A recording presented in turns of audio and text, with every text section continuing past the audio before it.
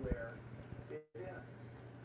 This is where the White House's response to the pandemic ends, with them finally, after 6, 7, 8 months of lying to the American people and making matters much worse, finally just giving up and saying, we can't control the pandemic, when of course you can control the pandemic.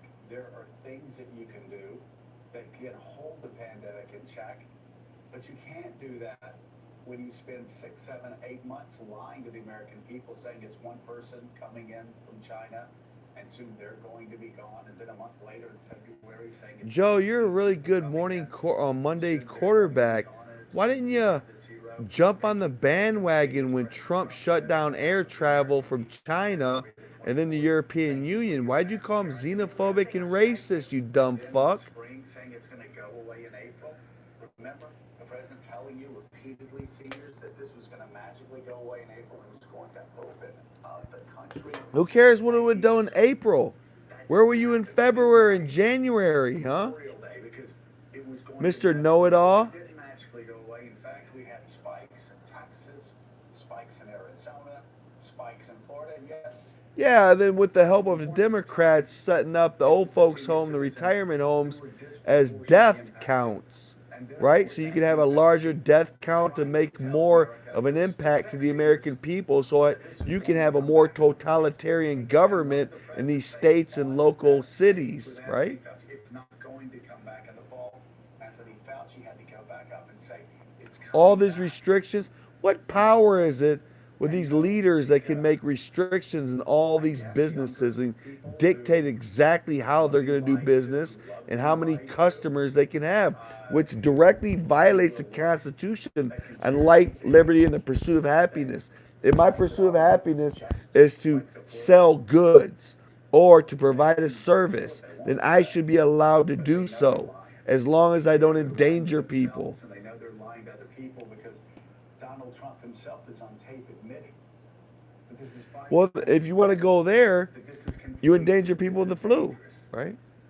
and that Right? seniors will You can get die, AIDS. and that You can younger get people will die. crabs from That's what using the people's president toilet said, and seats it in the is very interesting, restaurants, Mika, right? that the president of the You United endanger States people. The continues context to is hold the directly, super spreader indirectly, if hostage. somebody catches a And what cold, does it's Chief of okay. Staff say when he's waving the white flag, when he's quitting, when he's admitting that the White House is giving up? As yet another breakout is taking place inside of the White House, he said, this is a I don't virus. even It's need to explain myself. contagious. I need to stop It's explaining it. so this is where it ends, with them just giving up. Wow, it's interesting how you're breaking with the Biden story. Him Just in being time sold out to because the Ruskies. Americans go Isn't that a big story? Russia, Russia, Russia! and next Tuesday Russia, Russia, Russia! and this will obviously for senior citizens, this will play a major role in how they vote. And as you are going out to vote, Should be a major role in having a Putin controlling Obama and Biden. This from USA Today on Friday, the president has participated in nearly 3 dozen One-term rallies since senator. August. He's worth over $10 million. One-term senator, two-term president. Add it up. At a faster rate than before, at least 5 of those Someone rallies paid his ass off. following counties. It lists the counties, including Wisconsin It's county. then it's profiting for the seat of power. Super spreader events. He's The profiting virus for is being spreading president. more rapidly because of him. He's got a trail of germs that he's spreading across the country in the final Germs? campaign. It's incredible to me. You know how many super spreader events you've had at your house, Mika? Well, listen, Germs? they're voting Why for would it. you expose yourself to the They, coronavirus? well, they think they're young. They think I they're think fine. they believe him. I think they think it's a hoax. know Who would it's do lying. that to themselves? There were 1,500 new cases in those counties alone in the 2 weeks after Trump held rallies there. Well, with us we have Washington anchor for BBC World News America, Caddy K. White House. Caddy K from England. What the fuck are you doing on our TV? Aren't you guys in collusion with England? The fuck is she doing here? What? Look, England. We fought a war with your ass, right? The three percenters. You remember 3%ers? Now you've come back to America to take our guns?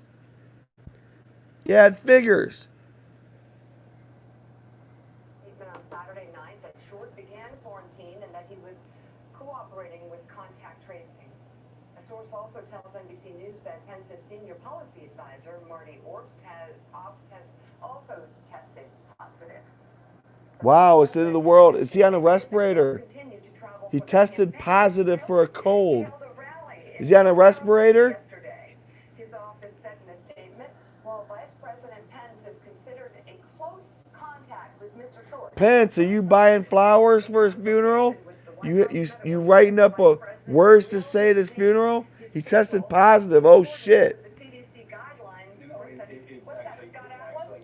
Who told them to go on the road? CDC guidelines. Nobody thinks that he should go on the road. He continues to break CDC guidelines. He continues to break. Let's really quickly, Jonathan Lemire. CDC guidelines, right? Oh, when it's convenient. The CDC said it's okay for kids to go fucking back to school, and look at you chicken hawks. Oh, only science when it's convenient. By the way, every cell in a man's body is male except for his testicles. You can't act like a transgender to put on a fucking wig to read to little tots to get a boner in a library that's supported by fucking Bill Gates. Just because you feel like a girl doesn't mean you are. Science. Bullshit. You guys pick and choose science. It's pseudoscience. You want to get into science, Mika? Come on, let's debate. Me and you. No earpiece. And the president, the vice president, at least so far, has given no indication that his schedule will change. He had a rally in North Carolina yesterday, as Mika said. He's slated to go to Minnesota today. It should be noted there was an effort from Chief of Staff Mark Meadows to suppress Chicken hawks, man. They weaponized the blacks, used the Russians and the Antifa. that he did not want. They're fucking chicken hawks. He's taking cues from the president. He didn't want that to be a central argument in the race's final 8 or 9 days. But it is, and it shows. Yeah, after yesterday, his statement on the Sunday shows, which of course required. You think the blacks are happy? What did the blacks get? Oh, they tore down some statues. Wow. That's going to look good on a fucking resume. Good job, MSNBC.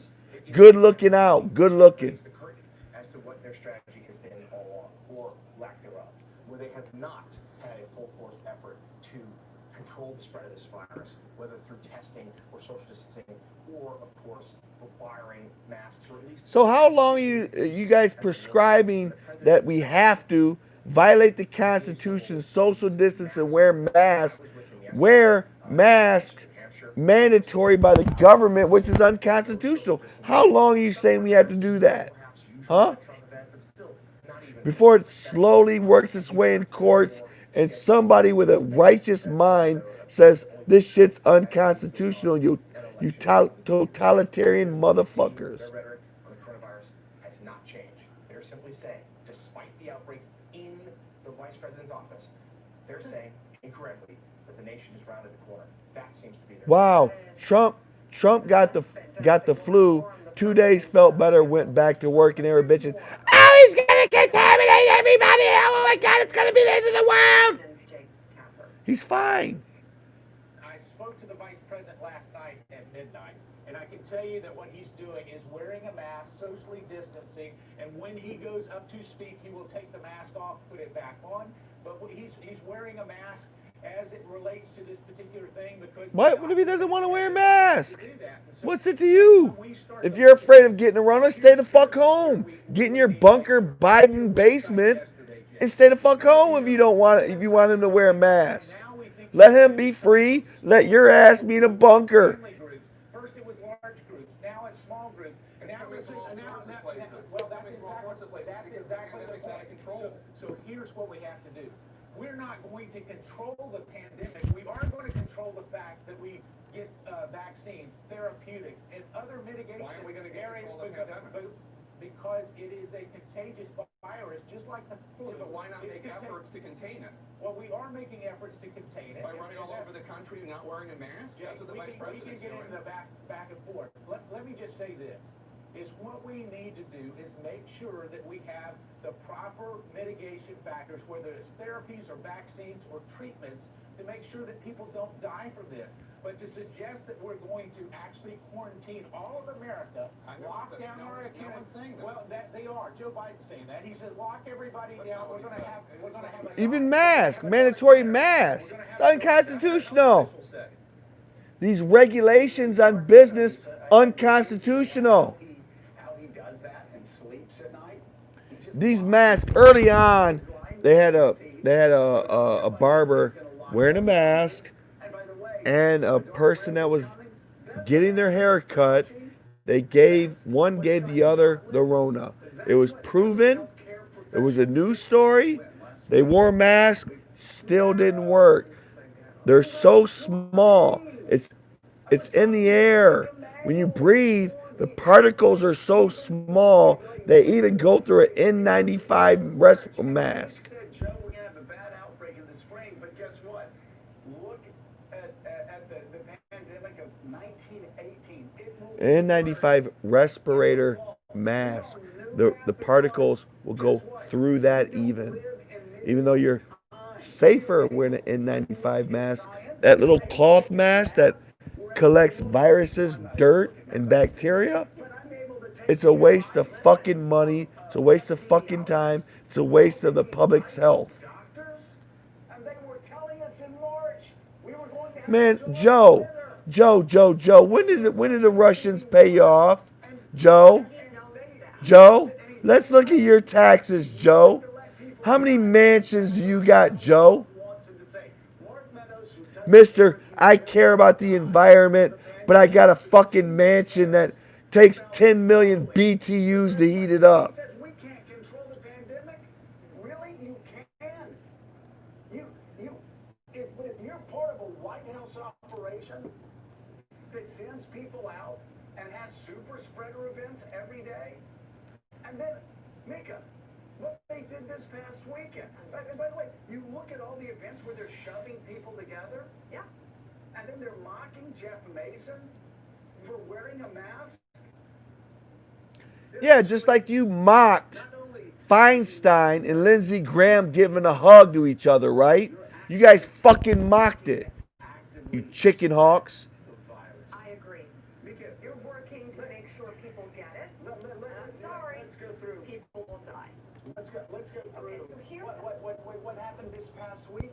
Sure. Starting on Friday, Trump held a speakerphone call with the leaders of Israel. They're all and chicken the hawks. Oval Office, where the majority of guests that surrounded him in kind of an obsequious. Well, I'm gonna tell you what's smart. It's gonna be me talking to your ass on live TV, motherfucker, Joe. Yes. So in that meeting, Trump once again. There ain't no time fucking delay either. Correspondent So I'm gonna burn your fucking ass. the preventative measure of wearing a mask in this crowded, maskless room. This is Jeff Mason. He's got a mask on. It's the largest mask I think I've ever seen. So I don't know if you can hear him. I mean, by the way, it's really remarkable. Joe, why can you force Americans to wear fucking masks when they don't want to? Huh? Again, if you're scared, stay the fuck in your bunker. Right? You can't force me to protect you. You protect you. I do me. You do you. You say it's no worse than the flu. It's just like, no. Donald Trump himself in February. It's on tape, so please. Go outside wearing a fucking mask. I smoke. Get off your stupid It's my pursuit of happiness to smoke. whatever TV station's telling you this is just like the flu. Because even Donald Trump said that was a lie to Bob Woodward back in February. Look And at yet, the number on the Patty screen. K. Here you have Patty K. Yeah, 6 million people died in 2019 in car accidents. You don't see my ass giving up my right to ride my fucking car. Mika. What? 200,000 on your caddy K. What? You want our fucking guns, right? You're not even a chicken hawk. I got it wrong. You're just a dumb fucking bitch. And he's sending the message to other Americans to do the same thing. Tommy Robinson, bitch. What did the BBC do? Huh? What did the BBC do? Huh? Fucking pedophile motherfuckers. Twice as many Americans than died in World War I. You ain't bringing that British bullshit over here. The CDC's own guidelines are clear on this. If you are in a crowded space, particularly indoors, and The CDC said it's okay for kids to go back to school. Why the fuck aren't they there? social distance, Huh? wear a mask. You're listening to CDC, huh? Itself at the same time that there is a brand new Batshit crazy bitch. saying that if we had universal mask wearing in the United States, we could save 130,000 lives potentially. All it would take would be for people to wear a mask. And why would people wear a mask? Because the people who are in a position of influence wear it too, and that is then a role modeling behavior. The influence, know what it is? See, the rich people, the rich old pedophiles in America and in the world that run the world are scared of the Rona, right? So they want all of us to sacrifice our freedoms to help them protect themselves and barricade them in their basement bunkers while they dominate us through big tech. You're an awesome, stupid soldier, Caddy K of the BBC of Britain. How many Roman, Muslim, rapist, pedophile gangs have you helped out, Caddy K? Huh? The cops over there in Britain get fired for when a Briton gets mad because his little daughter's getting raped by Muslims and goes over to confront them. He's the one that gets fucking arrested and fired from his fucking job. The cops they don't protect the Muslims over there, then they get fired. You ain't bringing that shit over here. If it is, I'll move. If you got Debbie Dingle District, I'll fucking move the Bible Belt. We'll rise up there. COVID. A plane goes down. 500 people dead. They don't talk about it. COVID. By the way, on November 4th, you won't hear about it anymore. COVID. Please don't go and vote. COVID. I congratulate Trump on trying to live by faith, trying to speak to his mountain, to say, oh, that mountain's going to go away. It's nothing. It's not as big as everyone's going to say it is. I'm speaking against it. I'm giving him credit on it. Tired of such negative. Hey, by the way, I had it. Here I am.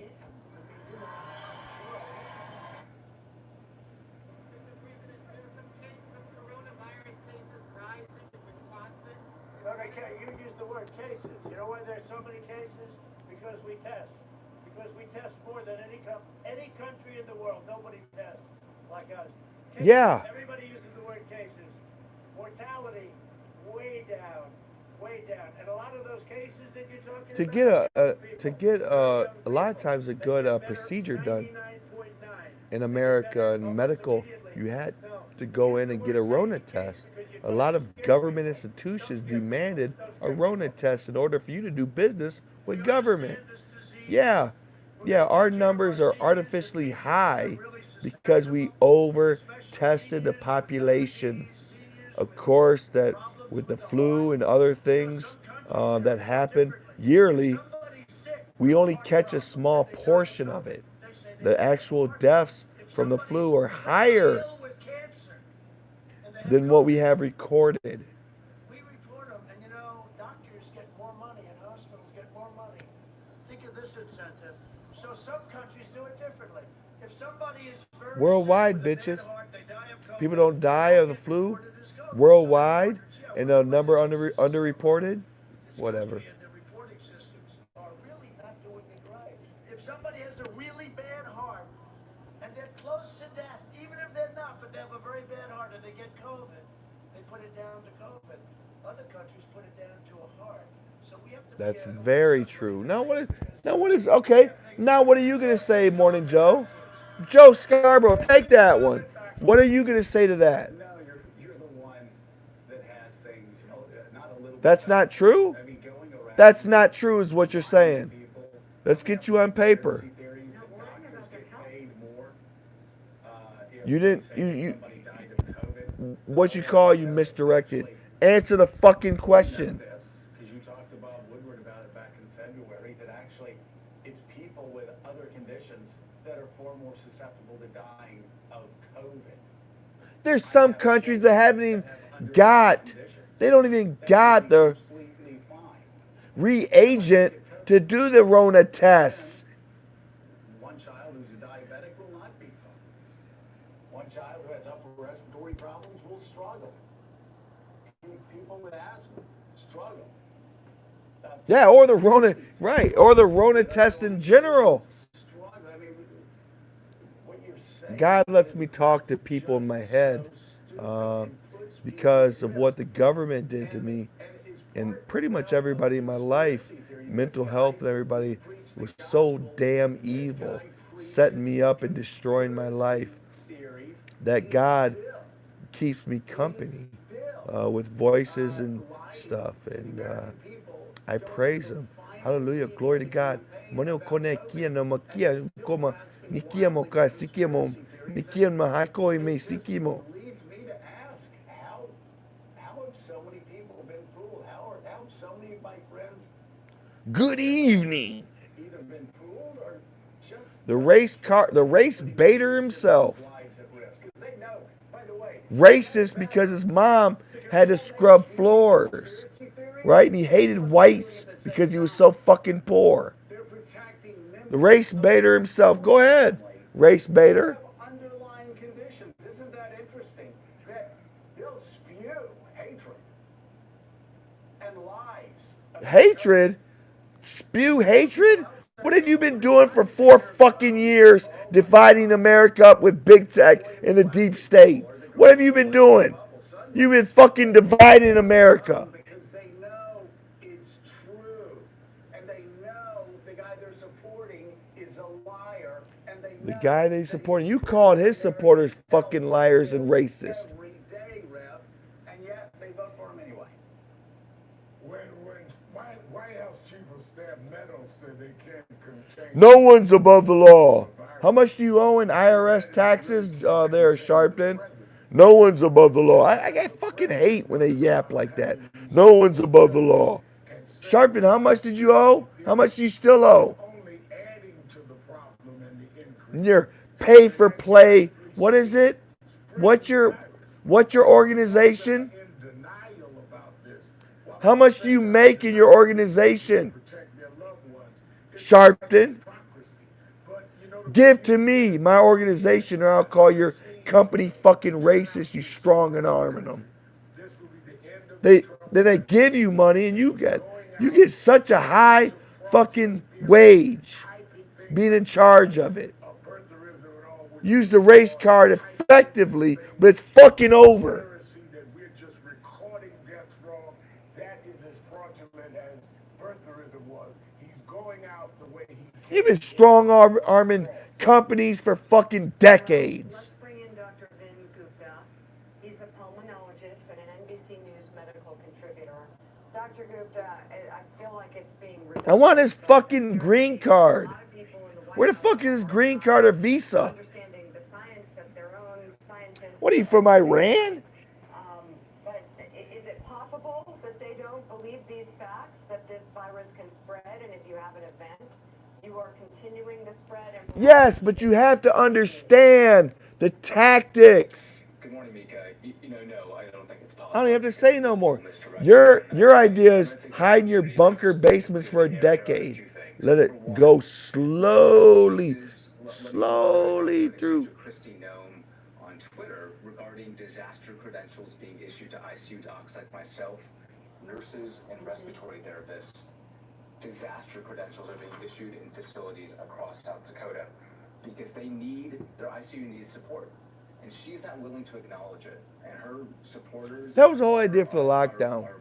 America agreed to lock down because we needed ventilators just in case that hospitals are overwhelmed. So we agreed to forfeit our constitutional rights and stay at home, right, for a period of time. It's over now. For disaster credentials. So let's be clear. Wisconsin, Ohio, their ICUs are also under strain as well. So this isn't about cases and testing. This is about the actual lived experience of people in these states, ICUs being filled. People. Yes, they're not getting overwhelmed. So that's number one. Show the footage then. Show the fucking footage. That we're overcounting for the president's words, COVID-19 related deaths. And if you guys aren't ready after a year of being overwhelmed in the future for hospitals, right? If you guys are still not ready, then it's your fucking faults. That concept, let's be clear, that concept is how many people are dying in a crisis. This Iranian doctor's fault too. This year. And what's the difference?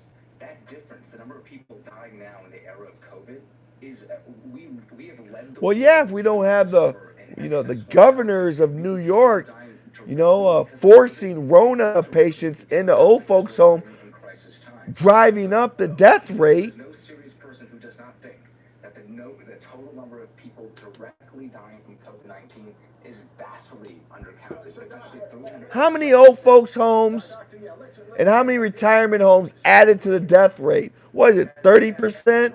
40%? Huh? Murderers? We need a high death rate! Let's get the old people! How many more people have died this Cuomo? What's up, Cuomo? year than Huh? normally died in regular years? And you can look and see. You talk about the excess deaths. Where's this fucking green card? I told you guys to put it down in the bottom right corner. You bet, Joe. So that number, we think it's 60 to 70% higher right now than it would otherwise be. So at least 150 to 160,000.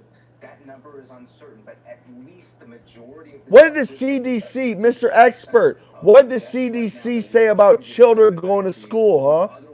Huh, Mr. Expert? If the pandemic was not happening. We go by science. What did science say, expert? True death toll from this virus. Again, it could be as high as 300,000. We think we're vastly undercounting the actual true number. So that's number one. Number two, Joe, it's not like it's a mystery. I'm in the ICU today, in fact. It's not some mystery about whether somebody with COVID-19 actually dies because of COVID-19. They test positive. We generally have to put them on a ventilator, and then they die on a ventilator. What some bullshit is that? We generally have to put them on a... They test positive with Rona, then we generally have to put them on a respirator. What kind of pseudoscience is that? Bullshit. COVID-19 tips them over the edge. And that's Get this what causes them to go on a ventilator. So Let him yap. misperceptions, how he's messaging, just like how Mark Meadows was messaging, is costing people's lives because some people listen to them and they're not taking the proper precautions. And if I can Rewind that. Barr, put that in the investigation. That little fucking clip of this Iranian doctor. Second, but you can make your final point and also answer this. How would you characterize another doctor, if this is a hypothesis, another doctor you said saying to a patient, you saw saying to a patient, you don't have to wear a mask. Wear a mask if you want to. I'm for masks. Are you in virology? Are you in contagious, what's your expertise? I want to hear it all. What fucking school did you go to? Who was your fucking professor? dereliction of duty, Mika. That's not what doctors are supposed to do. They're supposed to use their best judgment to tell their patients what they need to do to protect themselves. So let's call balls and strikes. That is Dr. Vin Gupta. what the president is doing right Nice now. American fucking name. Quarantining for at least 10 days. There's no way to talk your way out of that. And my last point I wanted to make was Mark Meadows is talking about a therapeutic as a mitigation initiative. That is not, developing a therapeutic is not mitigation. Mitigation is masking, universal masking with high quality masks. Why not get the cure? That is the definition of mitigation efforts in a pandemic. Developing a therapeutic is great, but let's be clear, remdesivir, which this administration Get a therapeutic is great. does not work per a recent WHO-led large... Why don't you advocate it for widespread distribution? So what they're doing on therapeutics makes... You want to put your hope on a little paper cloth? Caddy K. Doctor, it sounds to me that what Mark Meadows... Caddy K, thanks for the fucking Rona coming over from the European Union. Fucking good gift. Caddy K, if you was worth your fucking weight in anything, you yourself would have shut down air travel from the European Union and the UK. Would have stopped the fucking Rona from coming here.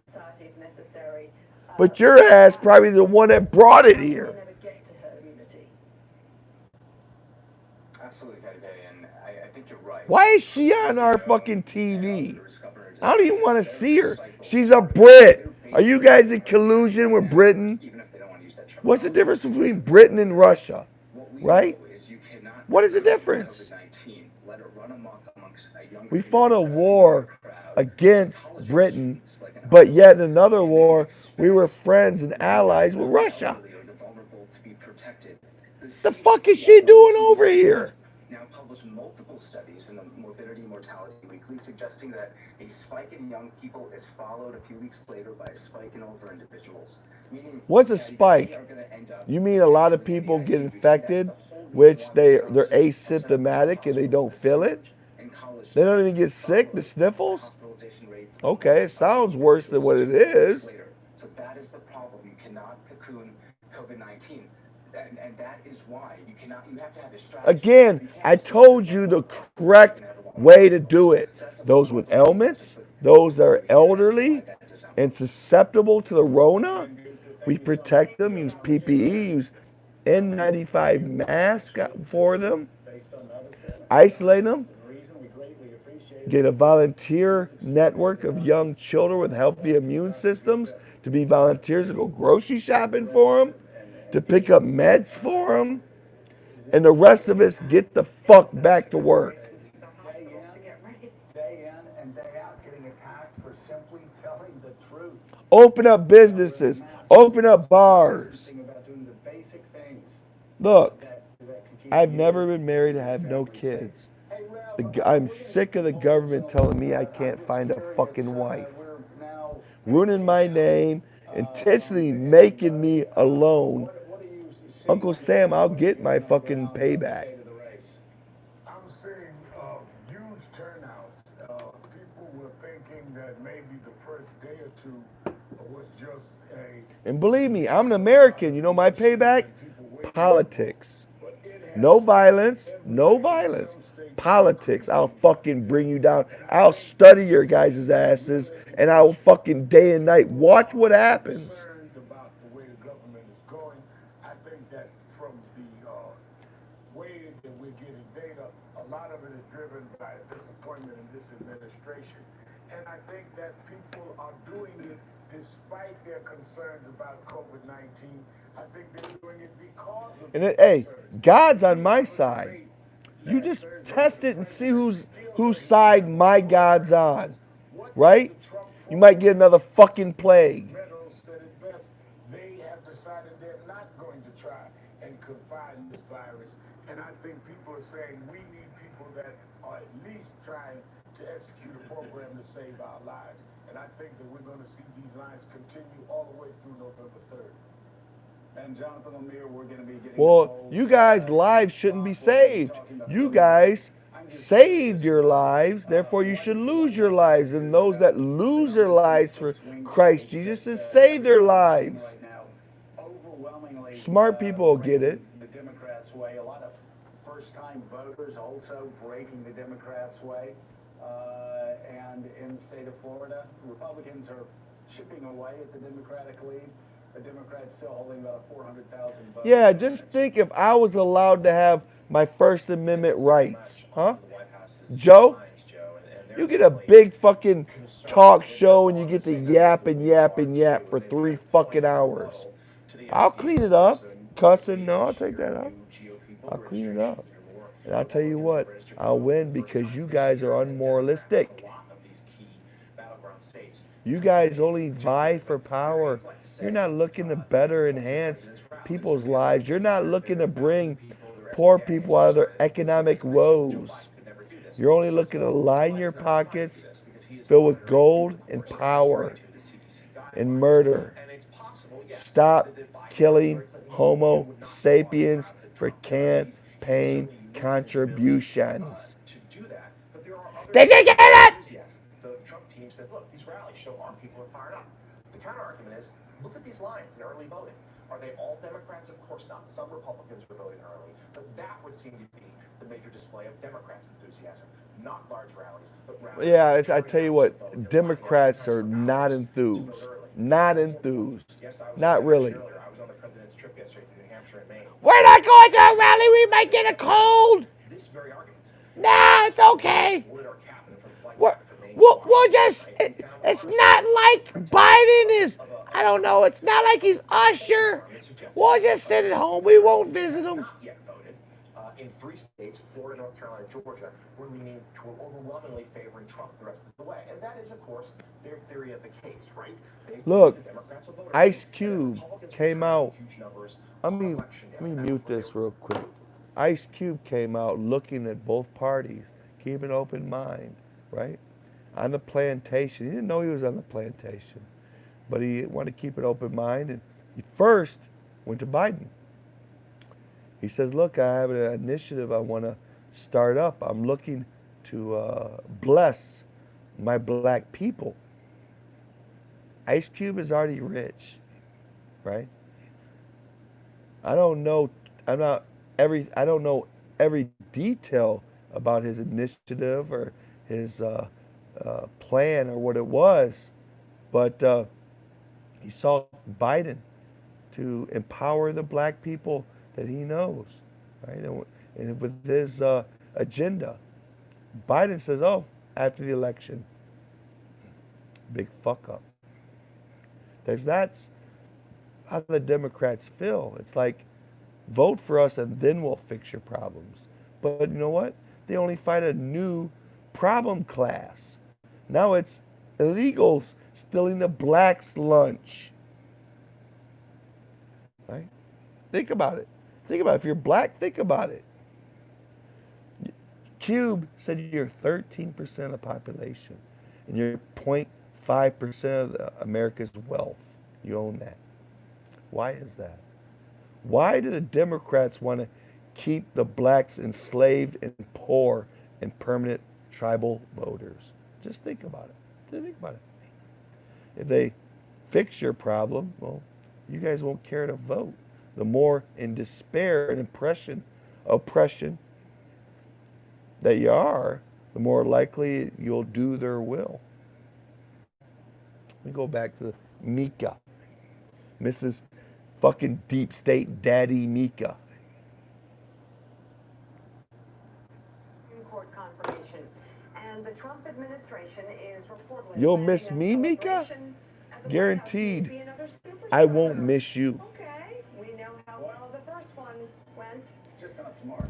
Casey Hunt will join us. Well, I'll show you what smart is, going against the Christian God and the Christian nation with the 3%ers gonna hear my fucking story. That's what smart is, motherfucker.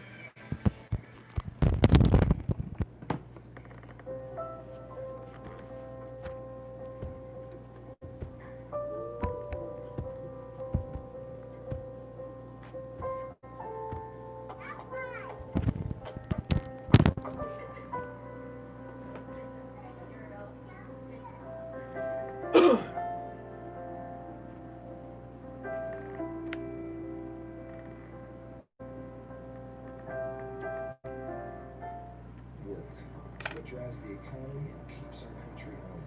American workers in American factories, designing, engineering, and manufacturing high-quality products right here on our shores. At WeatherTech, we've been doing it for decades, within all our factories and providing great jobs right here at home. We're proud to say when you look at a WeatherTech floor liner, cargo liner, or even cut foam, and ask yourself, where was it made? The answer will always be in America. WeatherTech.com. A live bookkeeper is helping customize QuickBooks for me. Okay, you're all set up. Thanks. stupid, man. Go back to fucking my business the old key. way businesses are This done. one's casual. Get set up right with a live bookkeeper. Having big tech do our 133 businesses and stuff. million Americans have pre-existing conditions such as high blood pressure, diabetes, and asthma. This administration and Senate Republicans want to overturn laws requiring insurance companies to cover people with pre-existing conditions. They're rushing a lifetime appointment to the Supreme Court to change the law through the courts. 70% of Americans want to keep protections for pre-existing conditions in place. Tell our leaders in Washington to stop playing games with our health care. Why do Bombas socks feel so good? Is it because we use the smartest design and best materials to make them the most comfortable socks ever? Yeah, that's part of it. But it's also because when you buy a pair, we donate a pair. Socks are the #1 most requested item in homeless shelters. And thanks to you, we've donated over 40 million pairs. So every time we buy a pair of Bombas, you're making a difference. And that's why they feel so good. Visit bombas.com and get 20% off your first purchase. Welcome to intelligent indoor grilling with the introducing Smart XL Grill. Just pick your protein, select your doneness, and grill monitor your food. It also turns into an air fryer. Bring outdoor grilling indoors. The grill that grills for you. I'm Mina Boulos, Director of Medical Operations for Suburban Cadillac of Ann Arbor, inviting you to visit us and make the choice. From sales to service to parts to body shop, we are Washtenaw County's full-service Cadillac dealership. Stop by Suburban Cadillac of Ann Arbor today for this and other offers. As always, you can find Suburban Cadillac of Ann Arbor at the corner of Jackson and Wilson Road on the west side of Ann Arbor. And if you make the drive, we'll make you happy. Suburban Cadillac of Ann Arbor, make the choice. Hiring is challenging, especially for key roles. Finding the right people is a very difficult task. ZipRecruiter finds us the best people for the job. They sent my jobs to the top job sites and found people with the right skills and experience. You still Hired everyone from accountants to project managers to Potty. data scientists. Come on. Outside. With ZipRecruiter, we get hiring Eat breakfast. ZipRecruiter, rated the #1 hiring site. Try it for free at ZipRecruiter.com/pro. The keepsake frame. This is actually a photo from my wedding. I'm Adam Weiss, founder and CEO of Keepsake. If you're anything like me, you've probably got 7,000 photos on your phone. And sometimes the moments that really matter most end up getting lost. That's why I made Keepsake, the mobile app that makes it easy to have your photos printed, framed, and shipped to your doorstep. So if you've got a special photo on your phone, install the free Keepsake app. We would love a chance to frame it for you. That's not normal behavior, Florida. You wouldn't tolerate it from a coworker. You wouldn't tolerate it from a high school principal. You wouldn't tolerate it from a coach. You wouldn't tolerate it from a family member. Florida man wouldn't even do this stuff. Wouldn't tolerate what? Obama, I thought you were a fucking Christian. You're supposed to forgive and forgive and forgive and be slow to anger. What took me decades to get my anger level right now.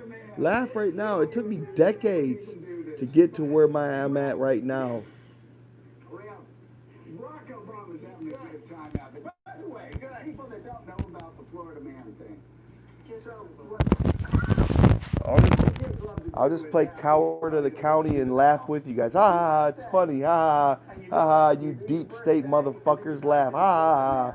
And whatever your birthday is, there are... Man wrestles an alligator in a supermarket. No, they're far worse than that. But anyway, Barack Obama, though, going after Florida man, but also, he's having a... Just like Barack Obama went after a white man because he made a video of Mohammed.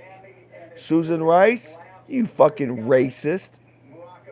A white man made a movie about Mohammed.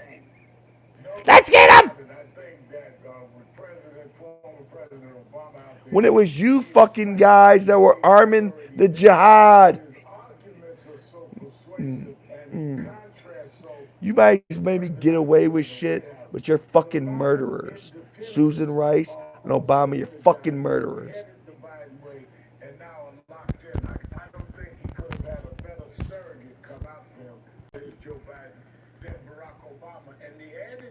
Joe fucking knows it too. He's a fucking chicken hawk. Of this president, like Barack Obama. Barack Obama drives this president. He needs to be a chicken hawk for the right ways, for Jesus. Joe, you never thought payday would come back? Huh? All those babies you fucking murdered with your words through abortion? You don't think you're going to answer for it, huh? Saying I'm a Catholic? Breaking Catholic code? The righteous will live by faith. Your faith says you're a Catholic. You claim the Catholic faith. The Catholic Vatican says no to killing babies and abortion. You're going to have to pay with that. Huh? You know it's not a fucking joke. Other people don't understand it. But you should. Catholic.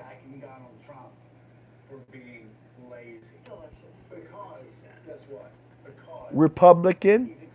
You're a Catholic and you murder babies and you're a Republican on Morning Joe. Yeah, you had me fooled. You had me fooled. Batch of state polling that we got over the weekend. In Texas, the latest Dallas Morning News UT Tyler poll shows Biden up by 3 over President Trump, 48 to 45. That's within the margin of error, which we'll note can go the other way too, meaning the race can be also wider by that margin of error number. To be tied, Biden could be up by 6. Thank God at least you guys are fucking talking about the margin of error now. I tip my hat to this morning's early, way too early host that correctly did the news talking about the margin of error. The same poll shows Biden ahead by 2, 50 to 48%. So Jonathan O'Meara, Mika's a dumb. If you have a margin of error of 3 and you have somebody you think is up by 2 points and you say, oh, they're leading by 2. Are you dumb if you're supposed to be a reporter? You're stupid. You stay cynical when you see things like a Democrat going ahead in Texas, but I have to remind myself that I called Pennsylvania. She's a global host. Supposed to be the best of the best. Well, yeah, he shot him, he killed. No, not allegedly, he did it. He's a murderer. Yeah, I'm an objective reporter. That's Mika. Showing Biden up by a point or 2. I'm still skeptical that a Democrat can win the Lone Star State, but my God, the fact that it's this close and it keeps getting closer. Who is your God, Joe? Let's talk. Hillary did better in 2016. Look, I know what you guys can do. You've done it before. The government did. Seriously. All you got to do with the internet connected to the cable, right? You can put local TV shows on, right? Commercials, right? So you can enter a fake session of Morning Joe and show a fake show to me and the real show to everyone else, right? Why don't you fucking debate me in my home, huh? Sit in your home, I'll sit in mine. I'll have a beer, you have a coffee. Let's see who fucking wins. Texas later this week shows you that the Biden camp believes that it's in play. Now remember, in 2016, there was a lot of second guessing that emerged late and then after Hillary Clinton lost. I got a lot of stuff to cover with you, Joe. Oh, Scarborough, we got lots to cover. Lots to cover.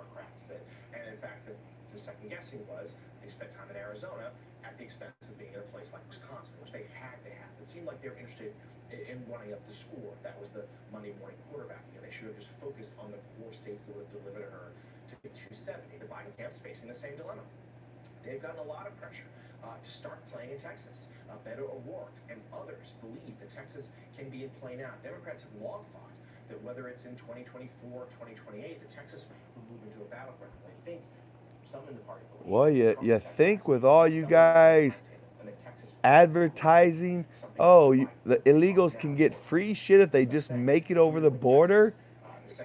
And then you advocate the biggest scam, the conspiracy, one of the biggest conspiracies by the Democrat Party, is to, to come in, lull them in with free shit, right? Come on to America, you get free health care and food, shelter and everything. We have sanctuary states. You can go murder in one state and then go hide in our other state, our sanctuary state. It's heaven for illegals.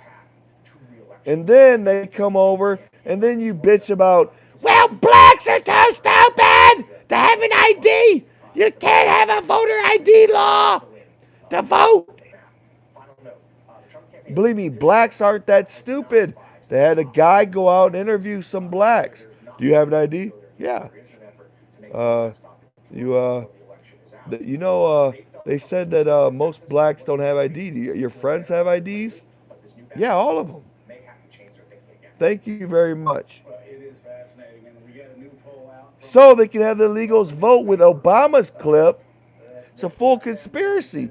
Then with Obama talking to an illegal immigrant, a reporter, saying, yeah, illegals can vote or vote. Let me make it clear. Sasha, Malia, Michelle. He advocated illegals to vote. You guys have the fucking footage. Trying to steal my fucking culture from underneath me, right? Because you guys are fucking sold out and greedy to China, to Russia, to Ukraine. Sold us out, you fucking rich millionaire, billionaire motherfuckers. Joe, how many mansions do you have advocating for the poor? How many times have you talked about global warming? And you've had how many mansions that take how many BTUs to heat up? Joe, you fucking fraud. You're a fraud. You say you're a Republican? You're a Republican, huh? You want to tell that shit, that lie? You want to keep telling it? You're a Catholic? Oh, and you didn't get mad at that baker. Not the baker, the story of the Christian baker that refused to bake a cake for a gay fucking wedding and lost his livelihood. You didn't jump up and say, that's my Christian brother. No, you guys are not doing it to him. He's living by faith. You fucking fraud, you fucking Joe. Wait till I fucking get you on live TV, motherfucker.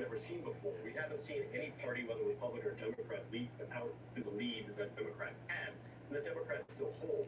As of yesterday morning, it was about 363,000 raw ballots. I'm taking a break, Will, for a second. But yeah, Republicans. Maybe I'll hit my vape. But the question is, can they catch up enough? Do voters think difference?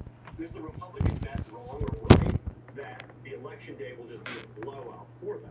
Because there are signs that Democrats are still turning out more, actually there's data showing, they're turning out more low propensity voters than Republicans. And they're also turning out more. Take that fucking orientation is locked, rotate. What the fuck is that about? What does it matter the way my phone? It's just to mess up your masks, right? When you fucking put wrinkles and whatever, and you fuck up people's videos when we upload them.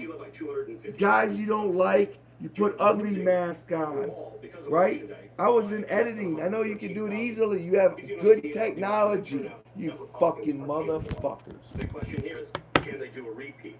Right now, Republicans are a bit nervous, though, because the reality is 360,000 vote margin is a 360,000 vote margin. It's still historic, it's still big, and it's still a cause for worry. Yeah, and Mark, that's what I'm hearing from Republicans. They're saying, yeah, listen, we're going to have a strong election day turnout, but would we rather have those votes banked, or would we, or would we rather be in our position hoping for this big turnout on election day? Let me ask you about early voter or low propensity voters, because this is something I keep hearing from supervisors of elections. Russia bought like $1,000 worth of Facebook ads and it crippled us. Voter interference. The elections was a fraud in 2016. The damn Russians. Russia. Mail-in voting. Yeah, we're ready for it. Yeah, that's good. Yeah, that's good. Yeah, it'll be fine.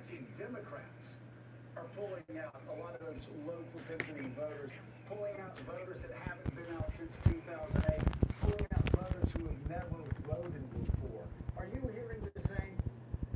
Well, as a percentage and as a share of vote, kind of comparing today, 2020 to 2016, both parties are about on pace with turning out those new registrants and those new shares of voters. The difference is that Democrats have more of them. There are still more registered Democrats here, and overall, that helps the Democrats a little bit more. I just want to make sure your viewers don't at all think that I'm forecasting who might win this thing. I have been through way too many recounts in close elections going back to 2000 in Florida. So, take these numbers for what they are and understand they're going to change. But the Trump campaign does believe, whether they are in denial or not, I'll let others decide. But they believe they are in a better shape than they were in 2016 at this stage of the election because of the number of those high propensity or reliable voters that they have in the wings. Now, Democrats believe quite the opposite. What votes are votes. Yeah, and of course we don't know what these early numbers mean, and we're not going to know for quite some time. Joe, who paid you off, Joe? Can we get a thorough investigation? I'm talking about anal probe investigation on your taxes and your wealth. Joe? Joe! Over the past month, the Biden team, obviously he's had some concerns about Miami-Dade going back about a month ago. They were underperforming compared Because we know how damn good the Lois Lerner IRS is, right? We know how good it is. Sharpton. Wow. Obama's IRS. Dr. Ben Carson, it sucks to get audited, don't it? Well, it even sucks what they do to you if you're less in stature, in public stature, than you. They do a hell of a lot worse than what they did to you. Something else that makes Florida extraordinary this year is that the Democratic ticket is gaining in white suburban areas, and we've seen the Republican ticket, the president, gaining ground relative to 2016 in Hispanic areas like South Florida. Now, that has changed since the first debate. If you look at polling data from a few weeks back, the president was running about even in some of these majority Hispanic congressional districts in South Florida. I have seen more recent data, especially after that first debate, that shows that he lost a lot of support and is now down by as much as double digits in some of these districts. Now, that's better than 2016, where he lost by 15 and 20 points, but I don't think it's enough James Rosen! to offset some of those. Did you guys bite on? Florida and white suburban areas where Biden has really outperformed Hillary Clinton. Did elves get thrown out? In 2016. Is Obama in charge of Fox? Congressman, I know we usually ask you about perhaps Cuban voters, but can I ask you about Venezuelan voters? I was down in Miami speaking to Venezuelans last week, and they really think they could make a difference. And again, many of them, like many Cuban American voters, or particularly older Cuban American voters, tend to lean Republican. Could you see Venezuelans, an underreported group in the national media in Florida, making a difference this time around? Without question, the president is doing very well with Venezuelans. The administration has done a good job of staying out in front of that issue, doing a lot of media events around the policy changes and initiatives that they've launched with regards to Venezuela. However, the Venezuelan community is small. The reason why it has an outsized influence is because they get a lot of attention and because they do make common cause with Cuban. So the problem with socialism, real quick, is it's an easy story. I mean, it takes a minute to talk about, but you get a class called socialism. Everyone takes a test, right? But before they implement this test, they say everyone gets the curve, the same curve. It's like, it's not a curve. Everyone gets the same grade, right? So they take the test. Everyone gets a B. And the kids that studied their ass off, they got an A+, get a B, and they're mad. They're like, what the hell's going on? The kids that don't study got a B and they're excited. Wow, we didn't work one lick. We got a B? Yeah, I'm down with this. And then, of course, they take the next test and they all get D's. See, it seems the smart kid said, I got a B. I studied my ass off. I got an A+ paper and I got a B. It's not worth working that hard. I'm just going to get what everyone else gets. Right? So the entrepreneurs don't risk to make businesses, right? So there's no bodybuilding making jobs, real jobs, competitive jobs that make money. There's no one doing that no more. But what happened to the guys at the beginning that are getting D's and they're like, hell, I don't study, but a couple of us don't study at all, but we can get better in D's.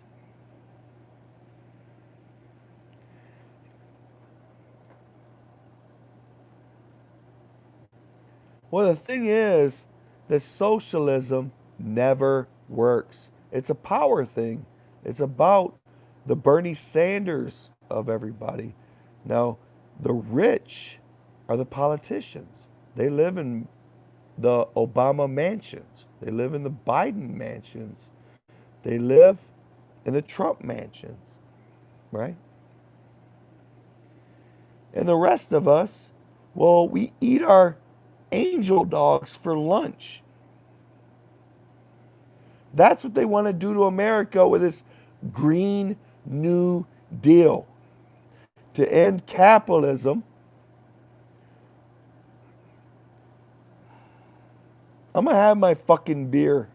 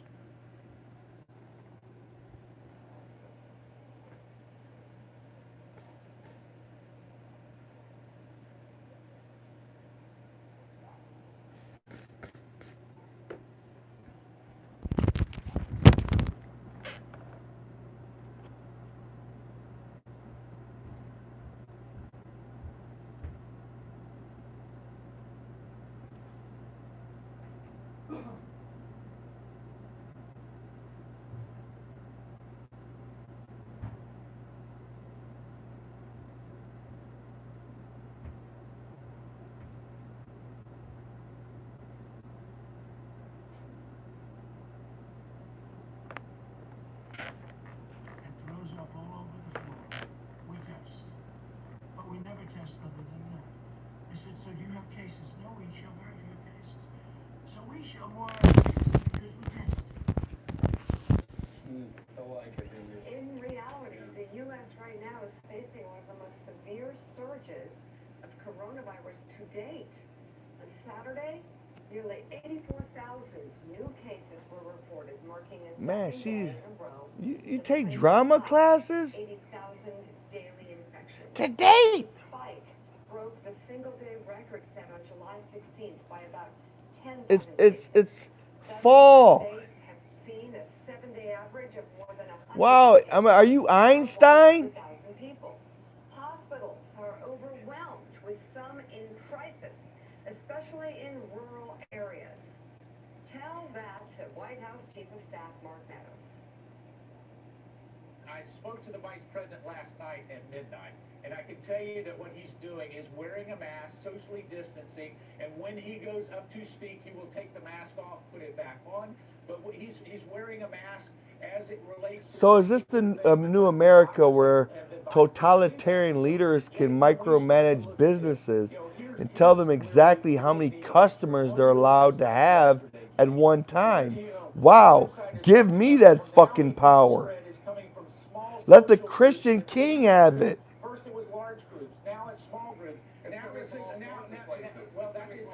Men and women are too. Michelle. Sasha, Malia, let me make it clear. Men and women are too small-minded to govern their own affairs. They need an almighty sovereign. What my Muslim faith?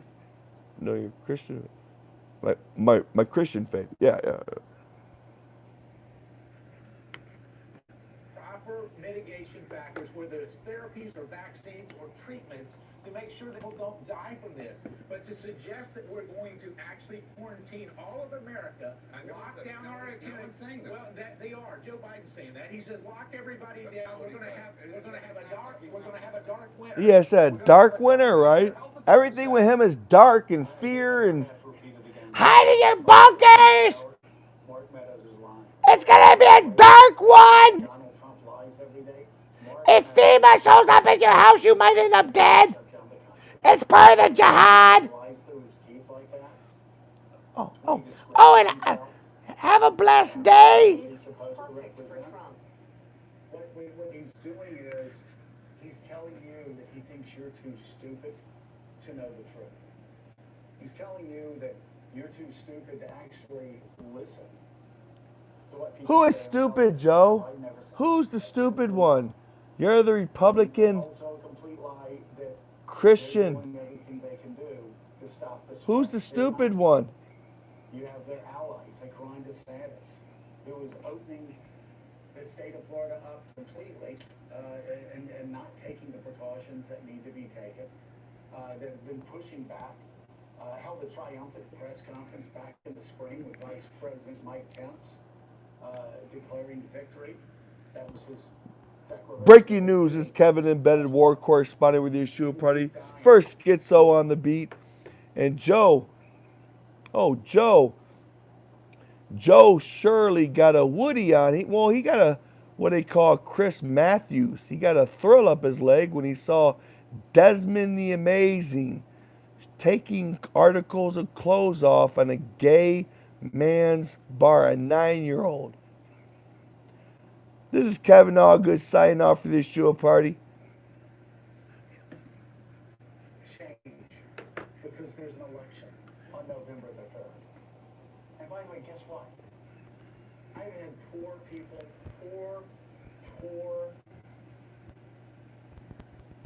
Americans who have had their minds twisted by propaganda come up to me saying, oh, this is going to go away the day after the election. No, it's not.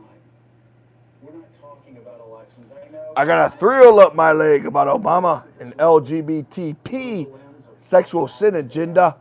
What impacts him? What impacts his bank account? Tell him, Joe. Yap. Just yap. It's your job to yap. And we're here to tell you things are going to be tough going into the fall and winter. Not because Joe Biden said it, but because that's what doctors were warning us about in March. It's crazy. And what's It's really insane just about crazy. this, you say crazy, what's insane about this, Joe, is that to mitigate this virus, to protect yourself from death, from getting the coronavirus and spreading it to someone who could die, it's inconvenient. There's no question it's inconvenient, and we wish we didn't have to do it, and it's hard for kids, but it's masks. It's masks and washing hands. It's not like the president it's not like CDC scientists are asking you to suit up in PPE and to not ever go outside. They're asking you to social distance, wear masks, and wash your hands a lot, and that could be the difference between I don't know if I'm going to take a break right now for a while. I'm going to hit my vape a couple times and click my heels 3 times and wish I was in the Bible Belt. There's a way to do I grew up in Debbie Dingle District safely.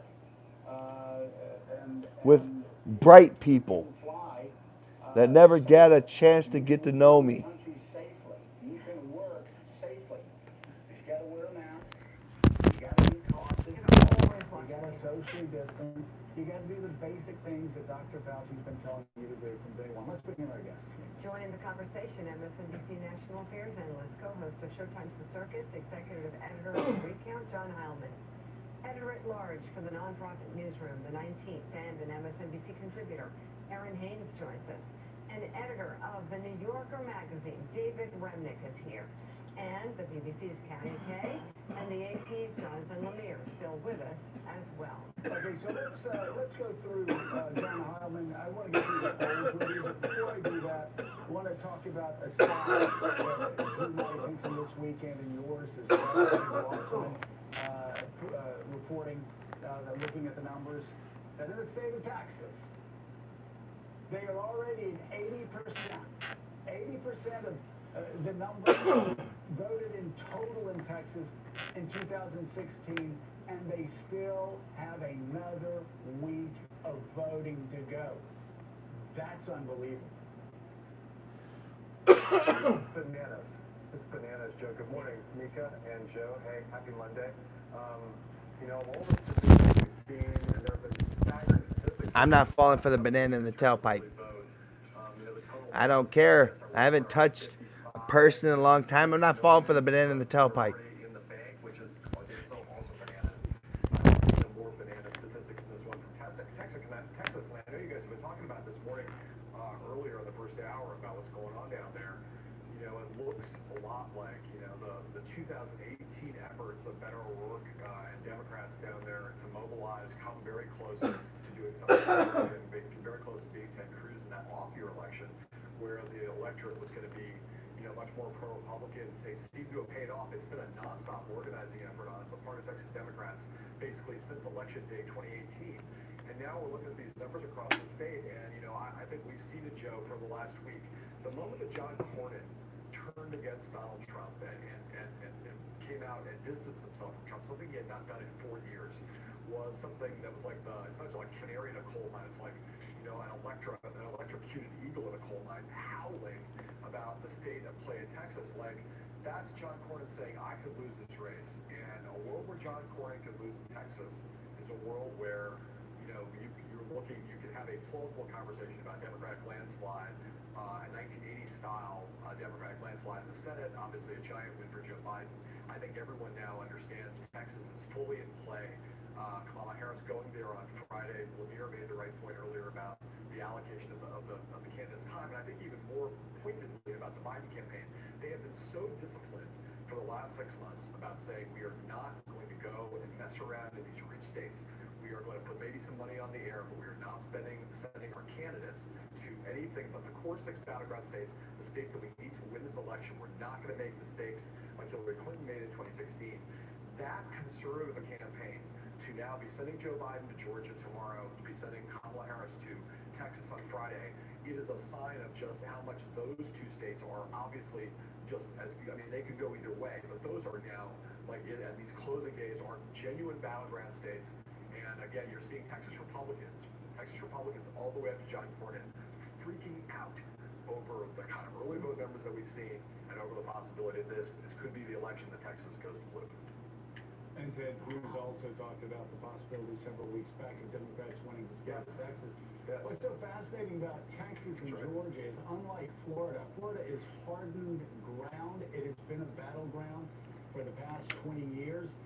But in Texas and Georgia, you've got 2 states that are far different, that haven't been the focus of both parties for 20 years. And there is a possibility of the Democrats picking up a win. Let's look at some of these numbers out of, let's look at some of these numbers. Out of Texas, we got Dallas Morning News poll. You guys can put that up. Dallas Morning News poll. At University of Texas at Tyler has Joe Biden up by 3 points, 48 to 45%. Let's go to North Carolina. The CBS News YouGov poll shows Biden ahead by 4, 51 to 47%. In Florida, the same poll shows Biden ahead by 2. All right, Morning Joe, I'm back. You can get back to yapping instead of just filler time. And the CBS YouGov poll and Atlanta Journal-Constitution poll of likely voters just released has Biden 47% and Trump 46%. This is David Remnick, a wind change of sorts. If you had asked me as a Republican Wow. The Party of Diversity has 1, 2, 3, 4, 5, 6, 6 Caucasians. The Republican candidate either tied or behind. I think. Are you a Caucasian? Georgia. You lack pigment. I'm sorry. My eyes are too closed. I would say duck, because a hard rains are gonna be falling on election day. Maybe. I mean, I was laughing with myself, damn it. no one should predict this. No one should call this. Don't laugh with heathens. Only when it's funny. Numbers. You have to ask yourself, what's driving this early vote? Well, first and foremost, what's driving the early vote is the virus, that people want to vote safely and they want to make sure that their vote gets registered. But at the same time, I think the haunting memory of 2016 is driving people to the polls. And I don't mean just in, Manhattan and in places like that would logically have a big Biden vote. But I think people saw the price of staying home last time. A lot of people saw that No, Democrats. You might catch the Rona. You might want to stay home for the vote. No, if you didn't mail in, it's too bad. You don't want to catch the Rona. Nah. Nah. I'm just trying to get that damn, that Arkansas Baphomet pedophile Obama Clinton's monument taken down through politics. I don't know. It's a long shot, but I'm taking it. Aaron Haynes, what are you seeing, especially out of these polls, Georgia and North Carolina? Well, yes, good morning, Libby. Good morning, Joe. The final countdown is here, and Georgia is absolutely in play. You've got Joe Biden going back down there and really not taking any of these close states for granted. And I think we saw this, the tail of the tape may well be what happened in 2018 in Texas, in Florida, and in Georgia, where Democrats came within striking distance.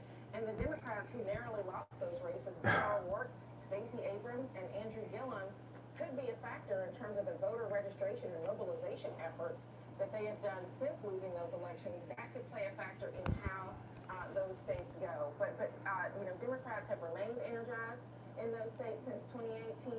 The early voting record turnout is off the charts in Texas, Georgia, and Florida, and is tending to favor Democrats. And so North Carolina also, knowing some of the voter suppression issues that happened there recently, voters there are laser focused on turning out and trying to leave little margin for error. Does anyone out there think Gilligan of Gilligan's Island was a hero? Just unfortunate. Nobody? You guys just think he was stupid? Yeah. Oh, it's just me. I thought he was an icon, a hero. You guys saying he was an idiot? Maybe have to socially distance, or maybe we'll have to stay at home with their, pumpkin basket with, full of candy that they didn't go and collect because of the pandemic. Thanksgiving is around the corner. You mentioned these cases going back up. Colleges are reopened. Children are going back to school. The weather is turning, and people are small gathering, and that is causing the spread of this. Thanksgiving is around the corner, and people are having to make tough choices. All of that is on the minds of people who have been socially distancing, washing their hands, wearing a mask, and also thinking that maybe casting their ballot could be another way that they fight this virus. Yeah, I was down in Georgia last week and talking to a woman who was running for Congress down there, and she was making the point to me that actually the DNC is being super disciplined about how it approaches Georgia. They're not putting money into races or time and effort into races in the state that they don't think they can win, and they're really focused on the state legislature because this is a census. I'm thinking I gotta switch it around so it's palatable. If I was black and slaves were used to be the whites, I would look at that. What's that girl's name?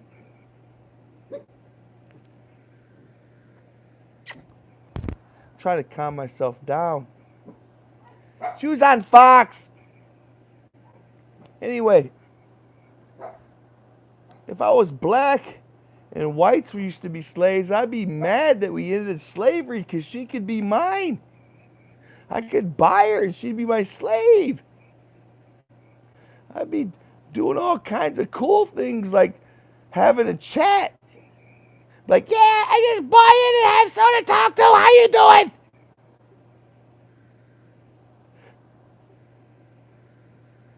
Oh, okay. You're wanting coffee? I'll get it.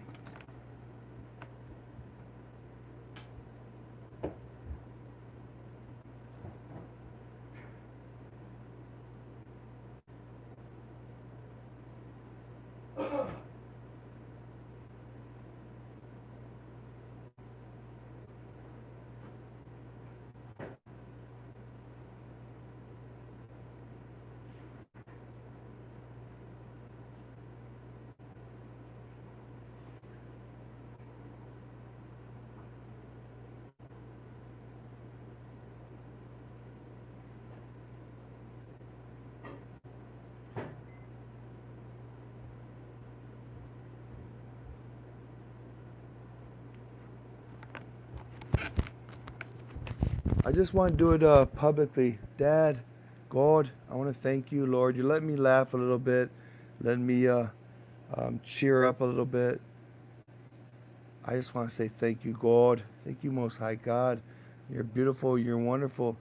You're glorious and gloryful.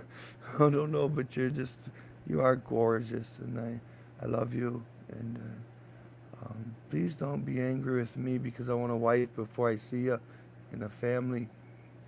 I love you, but I want to experience life. Dad, please let me have Jeremiah 29:11. Dad, in Jesus' mighty name.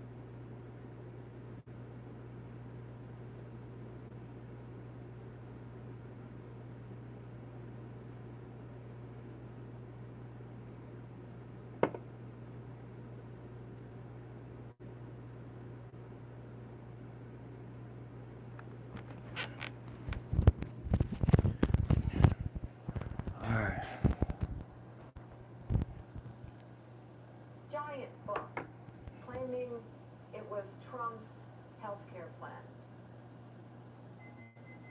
If the Supreme Did you hear that? Yeah.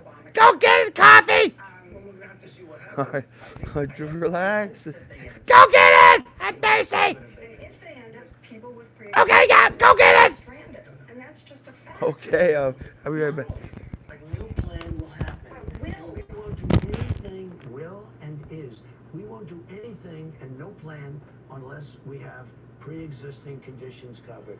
While we waited to see if the president was coming back, his press secretary, Kayleigh McEnany, came in with a hand delivery. Leslie, the president wanted me to deliver his health care plan. It's a little heavy. Oh my God, this is his health care plan. Yes. Okay, Kayleigh, thank you. You're welcome, and the vice president will be with you shortly. Okay. And the president's not coming back? The president's giving you a lot of time. It was heavy, filled with executive orders, congressional initiatives, but no comprehensive health plan. She didn't expect her to open it. It's heavy. What a joke. They still have no plan. They haven't had a plan for a decade. They've been campaigning against the Affordable Care Act for a decade. And have even talked about replacing it. But they still, 10 years later, the Republican Party has not come up with a plan they can get behind to replace the Affordable Care Act. Well, they and just that want was to abolish it. chicanery. I mean, that was just, she gave her a book. Stupidity. It's So just after stupidity. that, everybody's as stupid as they are. I guess so, but healthcare is really important to much of the. Why is the current theme stupidity? Joe, you keep bringing up stupidity. Are you feeling inferior? Joining us now, Independent Senator Angus King of Maine. Senator King wrote an article for The Atlantic along with Boston College history professor Heather Cox Richardson entitled Amy Coney Barrett's Judicial Philosophy Doesn't Hold Up to Scrutiny. So we'll start She wants to save lives. Joe, as a good Catholic, would you want to weigh in? Joe Scarborough. Well, number one of the frustrating parts about this process is we have this kabuki dance of these hearings where the nominees won't tell you what they think. Pope, when you hear my tapes, throw Joe out of the church and people like him that would advocate killing babies, Homo sapiens, for campaign contributions. Throw him out of the church until they absolutely repent. They shouldn't even be taking the sacrament. But here's the other problem. She talks about being an originalist. That's the term. It goes back to Antonin Scalia and a lot of conservative scholarship. Basically what they're saying is the only thing you can look at when you interpret the Constitution is the text, what it says, and what the intention of those 55 men in Philadelphia in the summer of 1787 was. Here's the problem, Mika. It just doesn't make sense. For example, the Article 1, Section 8 of the Constitution says... Mika, what deep state did your dad work in? Which deep state or which department? I gotta know. It's important to me. Gotta put them on the list. Make sure they're on the list. 115 years later. So is the Air Force unconstitutional? Under the originalist test, it is. But, they say, well, that, it was protecting the country. That's just a small example. Something like that is fairly easy. What about what does due process mean? Is that obvious? Can you really determine that from what these fellows talked about in that convention? You really can't. You have to have a constitution and a Supreme Court that allows for some ethical and moral and political growth. And they want to make it frozen in time. And really, here's the end point, Mika. What these folks really want to do is cripple the federal government. This is a theory. I want a beautiful, wonderful, strong government with moralistic code. I don't want to destroy government. I want to help her. Help her to do what is right in the eyes of God. When the Supreme Court was knocking down all of the New Deal and saying that that's not something the federal government can do, they can't do. And we're talking about things like the Affordable Care Act, but we're also talking about the EPA. The government is so big it doesn't understand that it's killing Caucasian Christians. And the right arm doesn't know what the left arm is doing. But it will come to an end with more plagues. One area where being an originalist would support an action today would be actually expanding or contracting the Supreme Court at will, David Ridnick, because of course the Constitution says you can do it. George Washington did it. John Adams did it. Thomas Jefferson did it. Andrew Jackson did it. Lincoln did it. Republicans after Lincoln. Dad! So if they really You just said I was Moses. Where's my staff? the original text, I could use a writer! originalists would be Editorial man! those sort of changes. Someone to make the coffee! Sure, I do. Senator, perhaps by the end of the day, we're going to have a Supreme Court that is 6-3 conservative.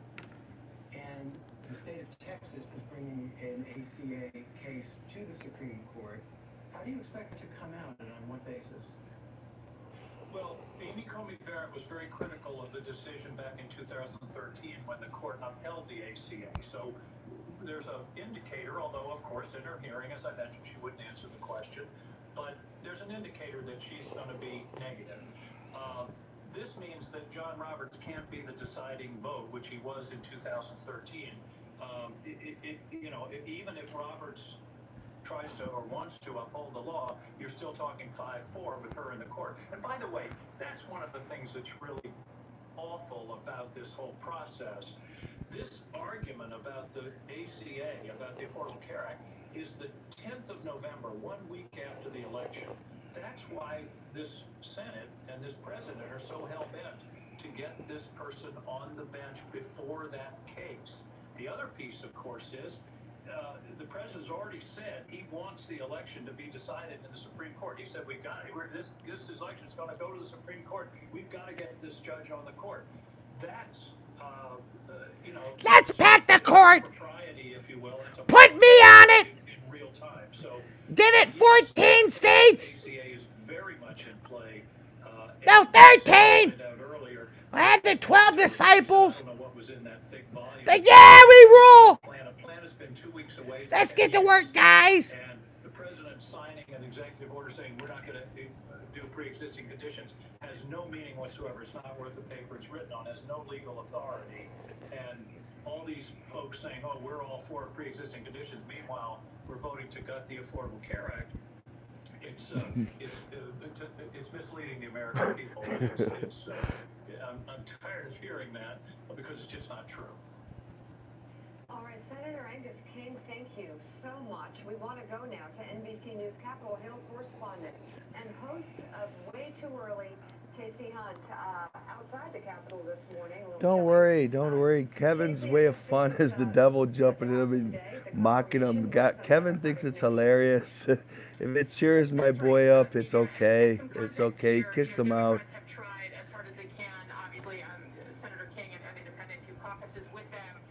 To hold this up, but they haven't had any tools at their disposal, really. So the last one is they can stretch this out into the night. The vote is set to happen in this evening, 7:30 or so at night, unless Democrats were to say, okay, you can do it a little bit earlier, which certainly we don't anticipate happening. But just to pick up on something David Remnick was talking about here as well, in terms of the election, and don't forget, these guys are leaving town right after this vote happens today to go back home and campaign because they're all fighting for their seats as well, and they're going to be doing it without passing a coronavirus relief package before they do it. So people. Yeah, this is just Kevin.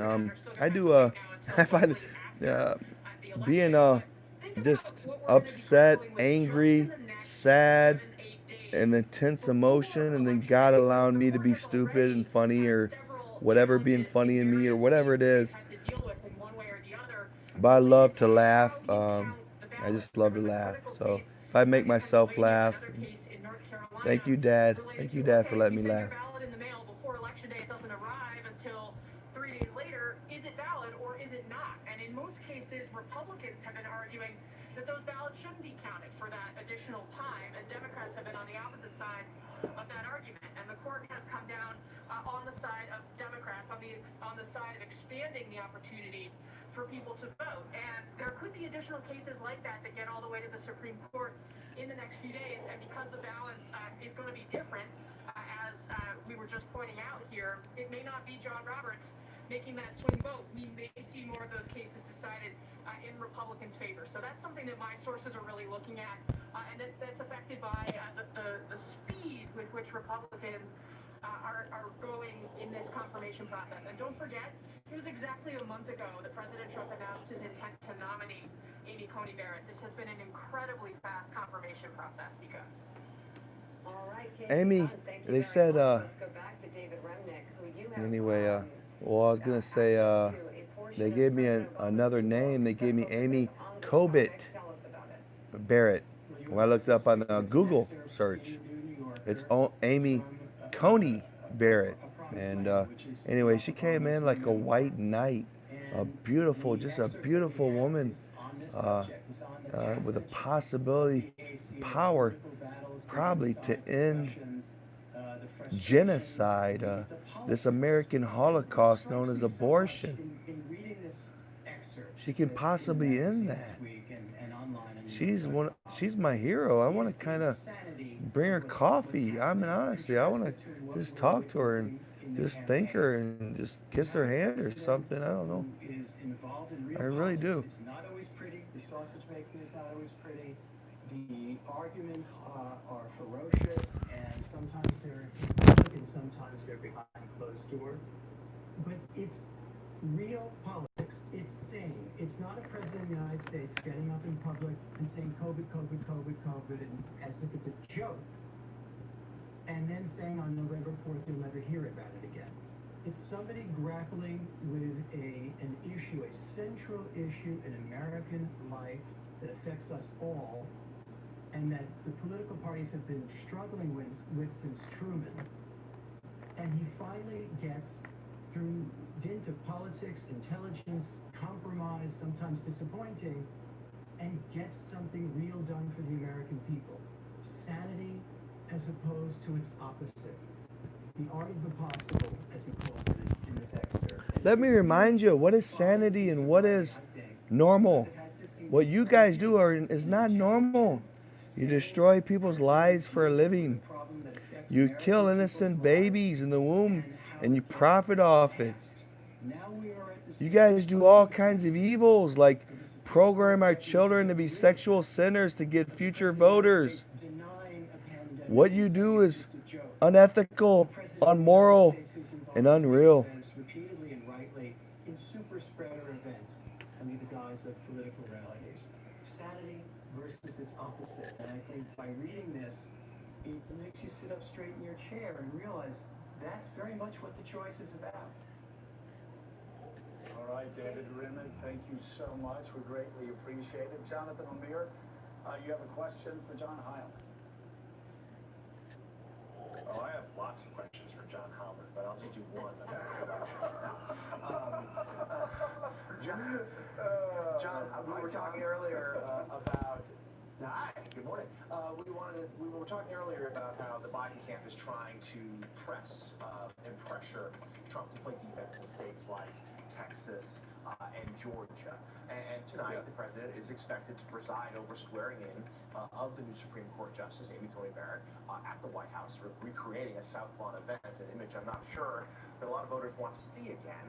But he will do so after returning from an entire day in Pennsylvania.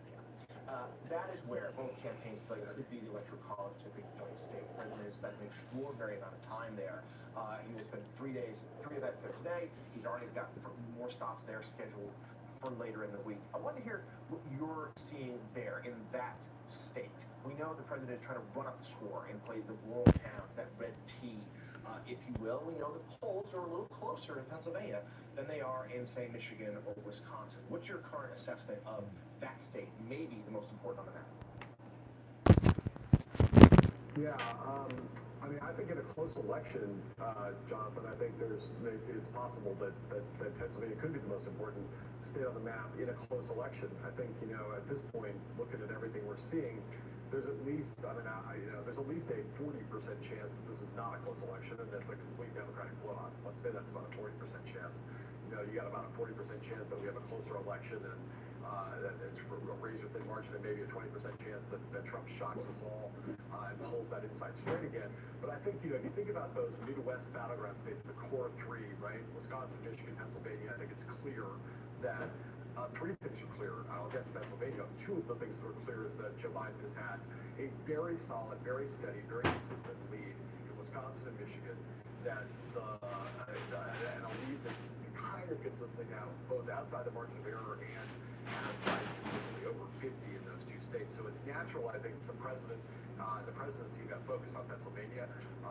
It's the one where, at least until recently, the polling showed him tighter than either of those other two in the Midwest. If they could somehow block Biden there and hold everything else, right? Hold everything else that they won in 2016.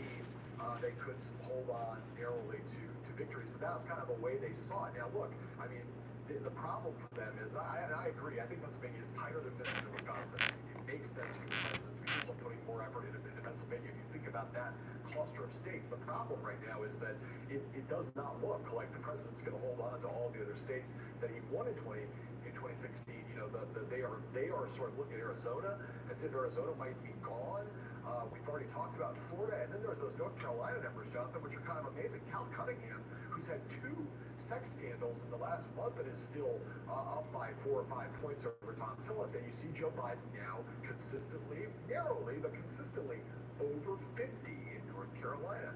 And And that over 50 can't be emphasized enough how important that is, right? Over 50 means in a race with no meaningful third party presence, which makes it different from 2016. Over 50 means it doesn't matter how much Donald Trump makes up on election day, he still falls short.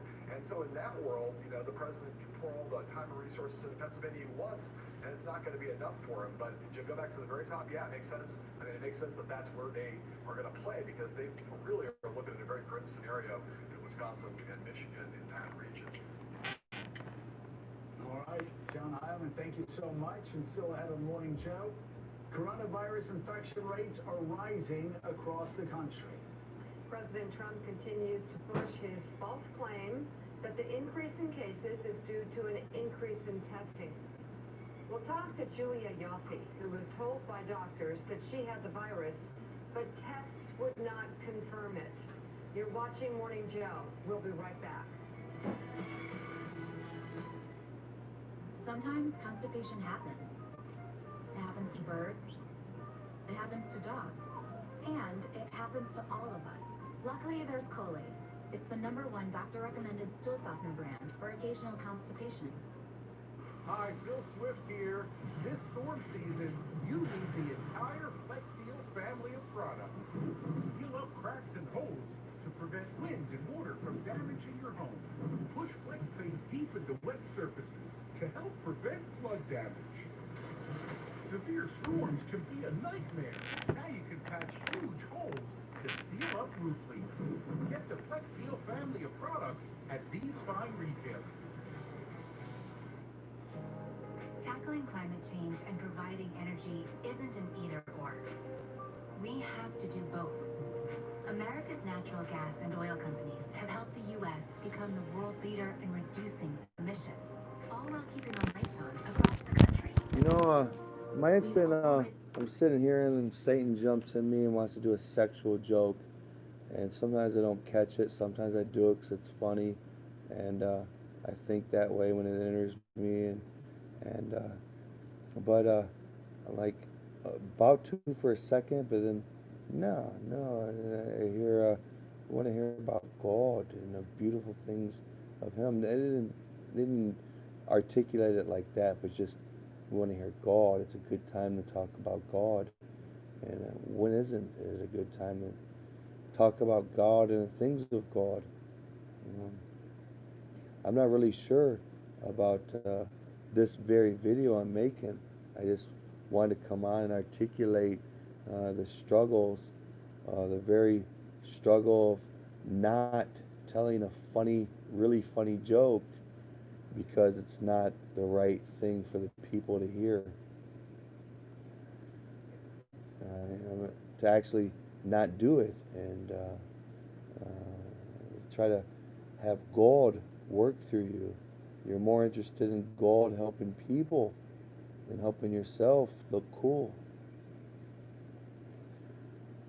That's about it. No, I'm not going to end it. I'll keep it going.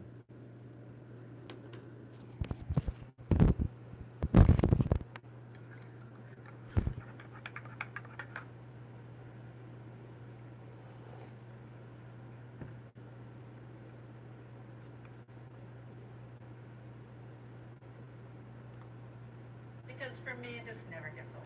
Medicare annual enrollment ends December 7th.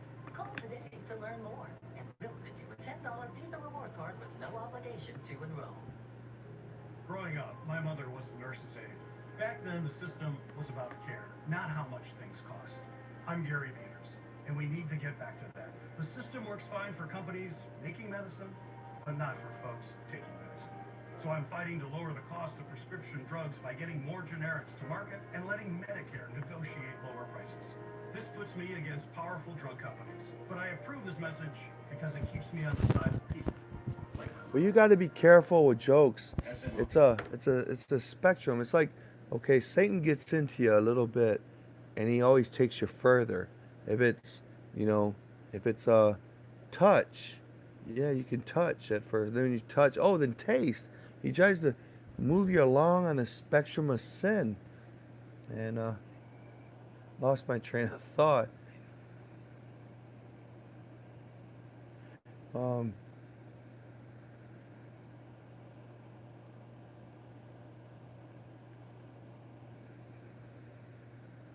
oh man. Well, I'm wordless for the moment, but it's okay. I'm still a good person.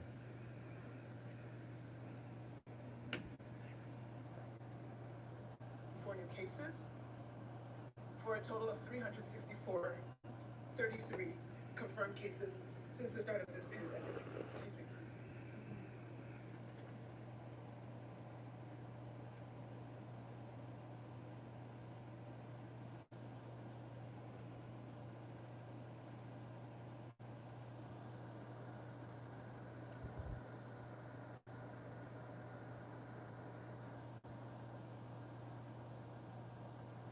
My message to you is to stay strong. I've never run a marathon, but I have the utmost regard for those who've been able to train and plan and finish a marathon. But this is a difficult race when you can't actually see the end point, and I'm sorry that that's the message I have for you. Nevertheless, I'm asking you to fight the fatigue. Fight the urge to give up on social distancing. That was Dr. Ngozi Ezike, Director of Illinois Department of Public Health, in a moment that captured the emotional toll of the coronavirus pandemic, which she broke down on Friday during a news briefing as she delivered an update on the number of lives lost. Ezike, who has I don't know. relatives I to believe the I already virus, had it. over the weekend that I'm she's not received hundreds worried of about it. Even if I emails since the didn't news have it, conference, and that, quote, it sounds like if I get it, everyone needed to have I'm that not. release Praise together. God. Glory to God for the healthy time I had. I feel great. I feel the best I ever had in life right now. And if my dad chooses to take that from me hiding in a bunker is not going to prolong my life probably for that long. My dad will take my life eventually. And it'll be on worse terms. Because I ran from it. Thank you so much for asking, Mika. It was Yeah, I'd rather just live life and to participate in the thing called a neighborhood. But I'm in a Debbie Dingle district and not a Mr. Rogers neighborhood. like the president, I did a course of steroids, and like the president, I felt amazing and symptom-free, and then, as soon as they left my system, I crashed and ended up in the ER because I couldn't breathe. And what's crazy is that I tested negative 4 times. So the tests didn't help you out in terms of understanding that you had coronavirus at all. Yes, excuse me, that's right. I was diagnosed clinically, that is based on the symptoms.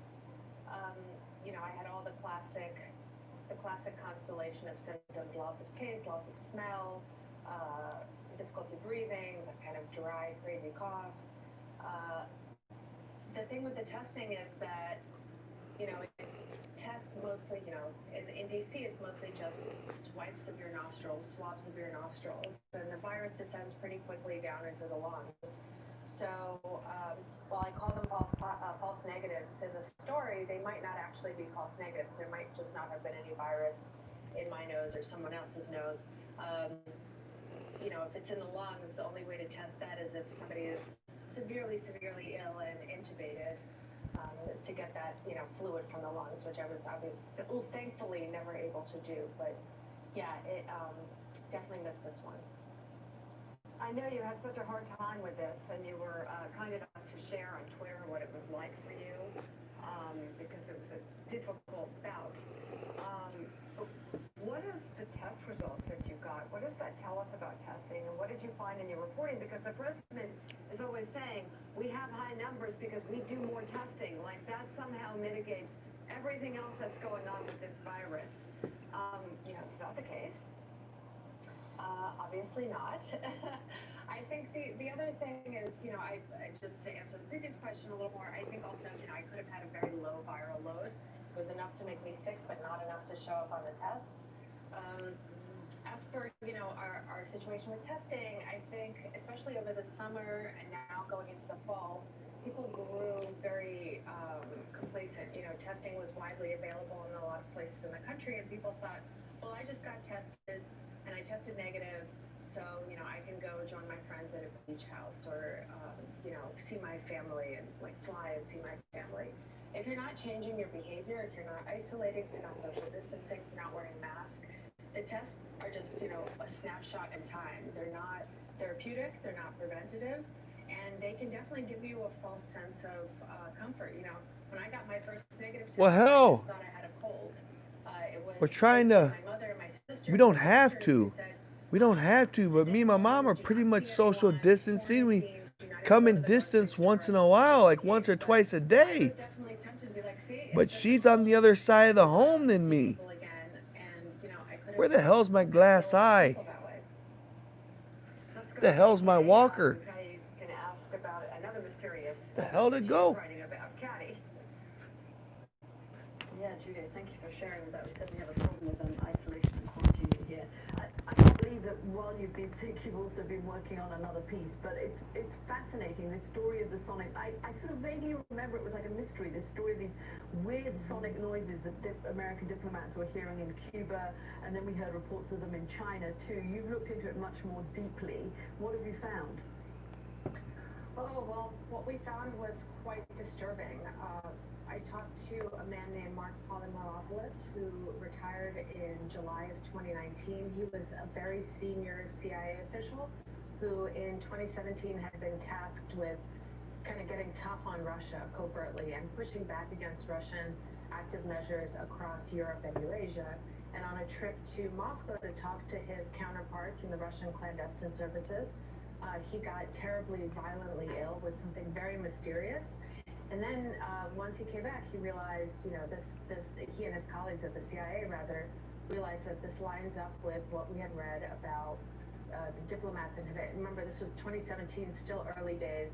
But from there, we know that it spread to China, where American diplomats and trade officials started reporting similar things. You know, they hear a strange sound, they feel a buzz, like a pressure and a pain in their heads, they feel dizziness, nausea, and then, you know, more long-term, they can't sleep, they can't concentrate, they can't work. A lot of people have been forced into retirement. What we found is it spread even past that.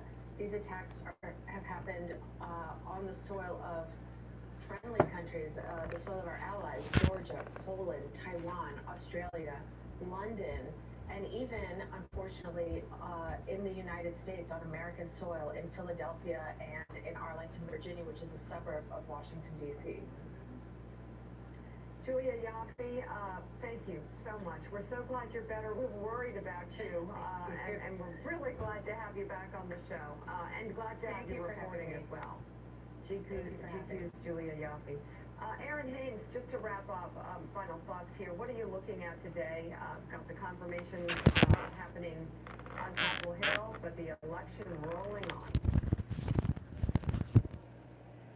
Well, you gotta ask the hard-hitting questions. Ask Joe, is Miss Amy Coney Barrett disqualified because of her faith?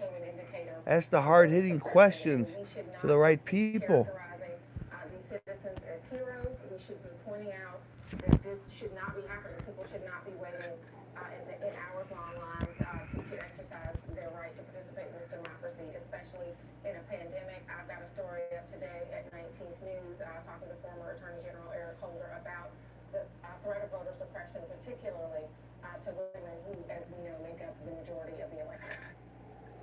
All right, Aaron Haynes, thank you very, very much. And coming up, another COVID outbreak at the White House. This time from the Vice President's office. The Vice President, who's in charge of the Coronavirus Task Force, it's in his office now. We'll explain why. And he's going around the country. Even though people who work directly with him have it. Doctor, if he follows CDC guidelines, he would quarantine himself, just like we all would. We'll be right But back. he would.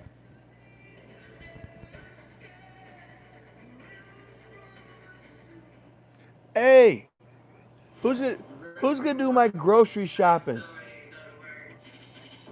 Well, I'm thinking, me and my mom could use a T-bone. Get potatoes, them ones with the skins mixed in. She might want to try lobster. No, she don't like seafood. All right. Steak and burgers. The hell does she eat? Well, anyway, I think she has meds you have to pick up too. Do our errands. You guys had that volunteer service ready, right? Right? Right?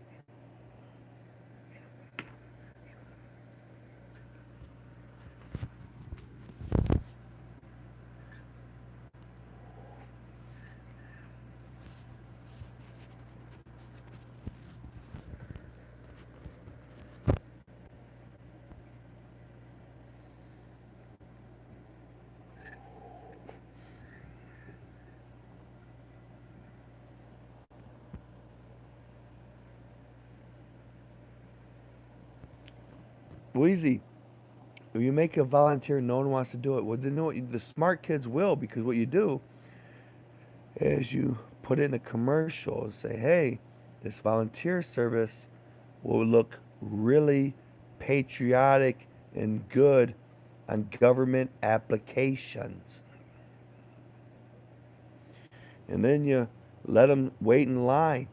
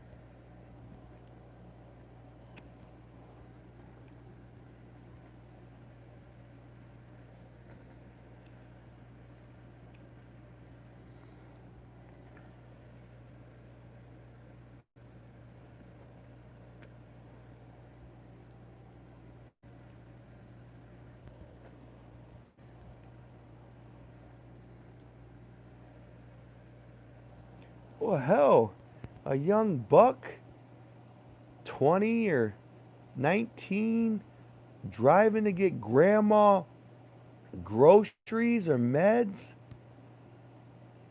during a pandemic? That wouldn't look good on a government application, trying to be a mailman or something. Like, hey, I braved the pandemic to helping a woman out, an elderly woman. Good God, nowadays, hell, do you want the boss job? You did that? Can you come in and teach us some stuff?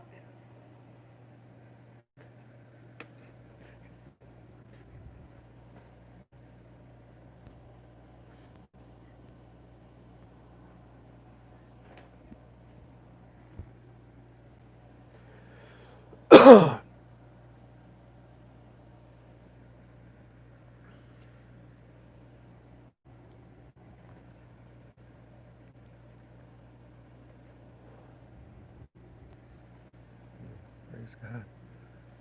Damn it, we are going to control the fact that we get vaccines, therapeutics, and other... Praise God, glory to God. He always knows how to lift us up when we're low down and do things. He does the little secret little things to do. We're not going to control the pandemic? That's amazing. That goes down, of course. I guess you could have MacArthur on the USS Missouri at the end of World War II. Sure. Accepting the surrender of the Japanese, or maybe Roberto Duran in his second fight in 1980 with Sugar Ray Leonard throwing up his arms and saying no mas.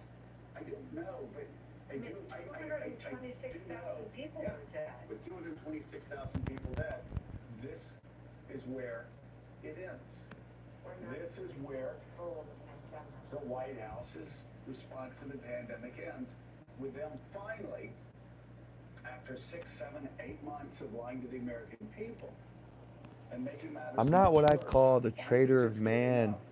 The devil always tried to set me up my whole life to be him, and did all kinds of things that you can do that terrible things to me throughout my life. 6, 7, 8 months lying to the American people, saying it's one person coming in from China.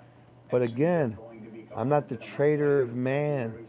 It looks like, to me, man, all of man is a traitor of man. In my eyes, what I see on TV. Thank you for your transparency, President Xi. And then in the spring, saying it's going to go away in April. Remember the president telling you repeatedly, seniors, that this was going to magically go away in April. It was going to open up the country by Easter. That didn't happen. But then by Memorial Day, because it was going to magically go, but it didn't magically go away. In fact, we had spikes in Texas, spikes in Arizona, spikes in Florida, and yes, as we mourned at the time, fear, fear, fear, fear, fear. Live your life in fear. Do you hear me? Be fearful. It's dark. We're just listening to Biden. It's dark. The dark winter is here. Fear, fear, fear, fear, fear. it's coming back in the fall. And you know, Mika, I guess younger people who want to be lied to, who love to be lied to, who will look at conspiracy theories that claim that all of this is just like the flu, they can say what they want to say, but they know they're liars. What I know, they don't have a TV show to tell you you're stupid. Himself is on tape admitting that this is 5 times as bad as the flu, that this is contagious, that this is dangerous, and that seniors will die, and the younger people will die. That's what the president said, and it is very interesting, Mika, that the president of the United States continues to hold super spreader events all across the country. Let me take a moment. And with my aggravations, although my aggravations, I have my right to be aggravated, but again, I don't like calling people stupid. Let me repent from that. I don't know, maybe a devil jumping in me. Let me repent from calling people stupid. God can take Forrest Gump and he can write,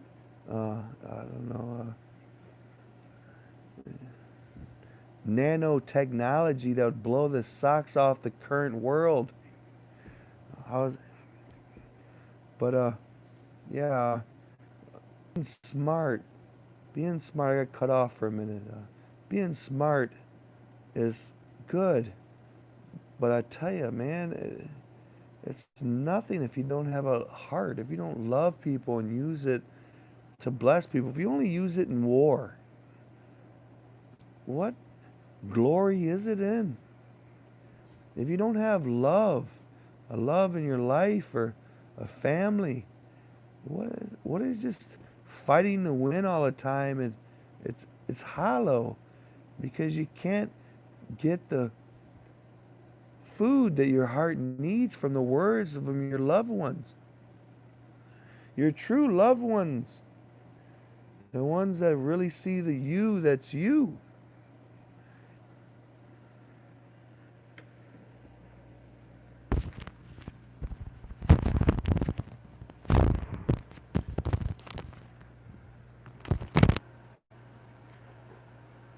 Held rallies there. Well, with us we have Washington anchor from BBC World News America, Katty Kay, White House reporter for the Associated Press, Jonathan Lemire, and host of MSNBC's Politics Nation and president of the National Action Network, Reverend Al Sharpton. Mika, the White House is dealing with yet another outbreak of COVID-19. This is the White House that can't even keep it from themselves.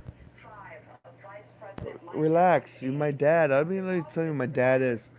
My dad's sovereign, right? He's sovereign. That means he doesn't have to ask Satan for anything. Like, hey, can I save his life, Satan? No, he doesn't have to do that. You see, Satan did jump in me, so I lost my train of thought.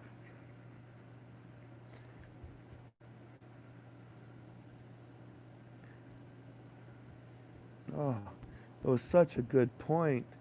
but it's a lesson for me probably. It was such a good thing to talk about. I'm sure it'll come up again. Two paradigms in my head will meet, and I'll come to that question again. I'm like, okay, that's interesting. Let's talk about that. But just glory to God. Thank you, Lord, for entertaining me.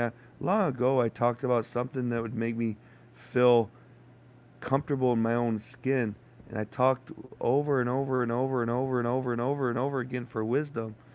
Lord, I apologize now for even getting mad at you, saying that, oh, I didn't get wisdom. I had to get mad at you a little. I apologize in my mind. But I just want to thank you, Lord, for you can do all things, Lord, in impossible situations. You're glorious, and you're beautiful and wonderful. And I just thank you for loving me when no one else did. Thank you, Lord. Including for the Washington Post, his body man had tested positive for coronavirus. Chief of Staff Mark Short, who was in close contact and traveled with the president several days last week. Short, known around the White House for never wearing a mask and also really downplaying. He's one of the loudest voices in the building, downplaying the severity of the COVID-19 outbreak.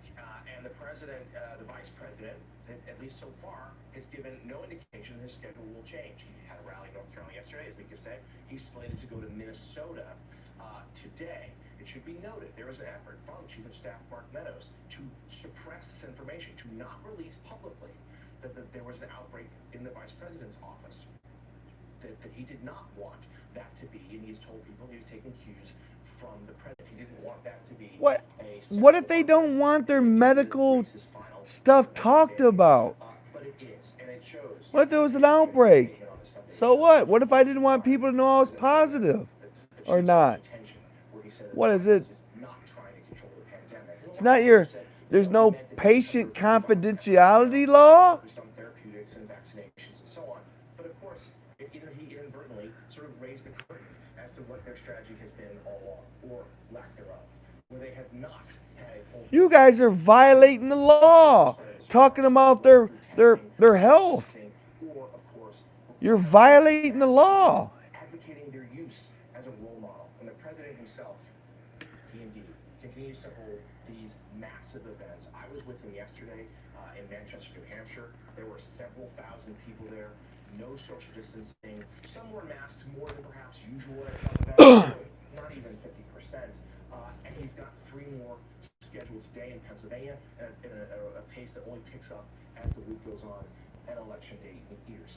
The president and his team, their rhetoric on the coronavirus has not changed. They're simply saying, despite the outbreak in the... No, there's a difference. They're saying incorrect. There's a difference between purposely giving somebody the Rona. There's a difference. You know, if you have AIDS, right, and you purposely give it to me, well, that's evil, right?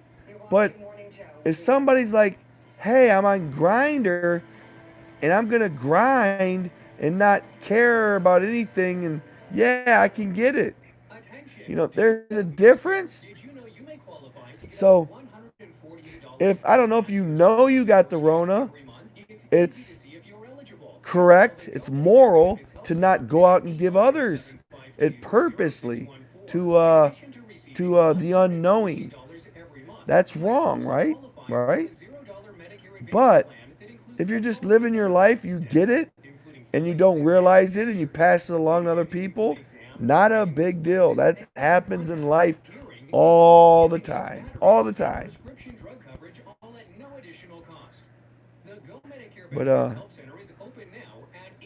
But again, you know, live the maskless, loving, hugging, kissing each other, caring about one another lifestyle. Don't do this. Be afraid to walk to your mailbox without a body condom on. You are busy, working, caring, problem solving. At New Chapter Vitamins, we've been busy too, innovating, sourcing organic ingredients, testing them, and fermenting. Fermenting? Yeah, like kombucha. your body can really, truly absorb the natural goodness. That's what we do. So you can do you. New chapter. Wellness well done.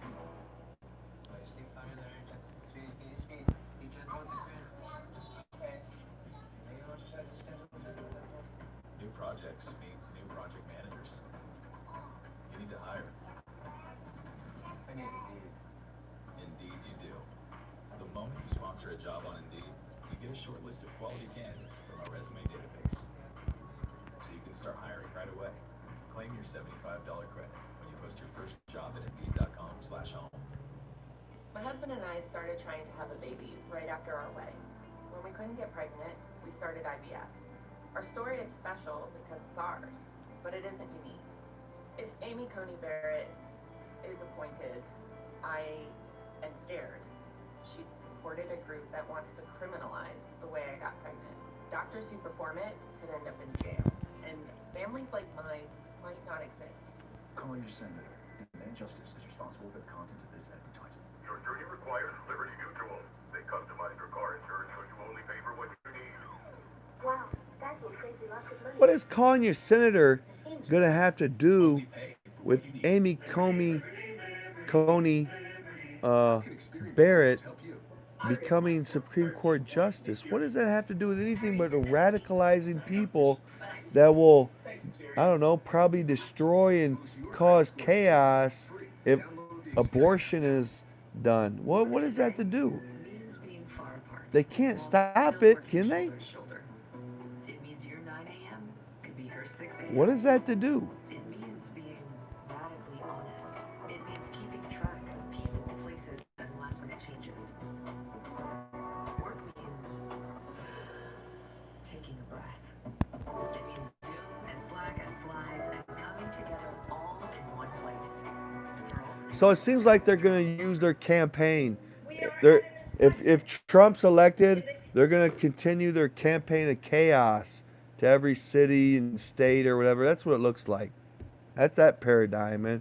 Not rock solid yet, but well, I'll pay attention to what paradigms they sell me. It's up to us. It's up to us. Each and every one of us. Blackback is responsible for the content of this advertising. Here's more of what Mark Meadows, Chief of Staff, said in that interview yesterday with CNN's Jake Tapper. I spoke to the vice president last night at midnight, and I can tell you that what he's doing is wearing a mask, socially distancing, and when he goes up to speak, he will take the mask off, put it back on. But Man, he's doing all that? Wow. He's doing a hell of a lot more than I would, but okay, what's the bitch? He's wearing a mask, it's social distancing. Okay, what's the problem? On your website yesterday, Jake, your website is talking about, well, now we think the spread is coming from small social groups and family groups. First it was large groups, now it's small groups. Now it's all sorts of places. Well, that's exactly the point. Out of control. So here's what we have to do. We're not going to control the pandemic. We are going to control the fact that we get vaccines. I guess when you're famous, as I went to a family gathering, this really hot chick, I looked hot, she's young though, but Spanish, I think. I was like, whoa, and then she was wearing a mask and went in the house. She kind of, said hello. When in the house, didn't say hello, but wanted a fist bump instead of a shake. It's like it's a family gathering. I was thinking about kissing ya. Where the hell's my teeth jar? I'll put my teeth up first. I didn't. I'm joking. I fist bumped her. But if you're famous, you have to worry about offended people, and probably if you're Trump, you have to, for the most part, wear a mask and social distance, or people will have a canary. That's what every healthcare professional predicted when last week. In the spring. The Zika manual before the outbreak even went to in Mike said, Joe, we're going to have a bad outbreak in the spring, but guess what? Look at the pandemic of 1918. It will be worse in the fall. We all knew that because, guess what? We don't live in medieval times. We are able to look at science. We're able to look at math. We're able to look, well, I'm not able to look at math. I'm not good at math. But I'm able to take the advice of epidemiologists. I'll take the advice of doctors. And they were telling us in March we were going to have a dark winter. That we were going, that it was going to be worse. That sky's falling! That sky's falling! We're gonna have a dark winter! Where the hell's the doctors? Man the ships! We're gonna have a dark winter! About following the president's advice. He says we can't control the pandemic. Really? You can. But if you're part of a White House operation that sends people out and has super spreader events every day, and then, Mika, what they did this past weekend. By the way, you look at all the events where they're shoving people together. Yeah. And then they're mocking Jeff Mason for wearing a mask. They're actually, not only are you not working to contain the virus, you're actually working to actively spread. What are you talking about? Where's the volunteer group? I would like for them to go get me some groceries so I don't infect people. This hypothetical. I'm not positive. But I'm just saying if I was positive. What's stopping me if I'm hungry to have to go to the store and buy groceries? You're talking about containment? And I'm like, whoa. Wow. Oh, you're trying to do that? Correspondent Jeff Mason for practicing the preventative measure of wearing a mask in this crowded maskless room. This is Jeff Mason. He's got a mask on. It's the largest mask I think I've ever seen. So I don't know if you can hear him. I mean, by the way, it's really remarkable that you are thinking about voting for that man. Really, it's staggering. You get information from Facebook that says that Anthony Fauci's in some secret cabal that's going to make billions of dollars on the vaccine. It's just a lie. You can't even. Listen! Podesta and Fossey are brothers! In February. It's on tape, so please get off your stupid QAnon sites. Get off your stupid Facebook sites. Turn your head away from whatever TV station's telling you. He hates the I want attention! I'm Joe! Give me attention! I don't want turn everybody else off! I want attention! Attention! You have Caddy K, a president who mocked and ridiculed Jeff Mason for wearing a mask a couple of months back, asking a question, ordered that he took off a mask later, once again. But this is what? This is some sort of macho thing, getting a ball peen hammer and hitting yourself in the front of your forehead? Donald, I mean, you might as well do that. Be scared! The dark winter! Hammer in the head!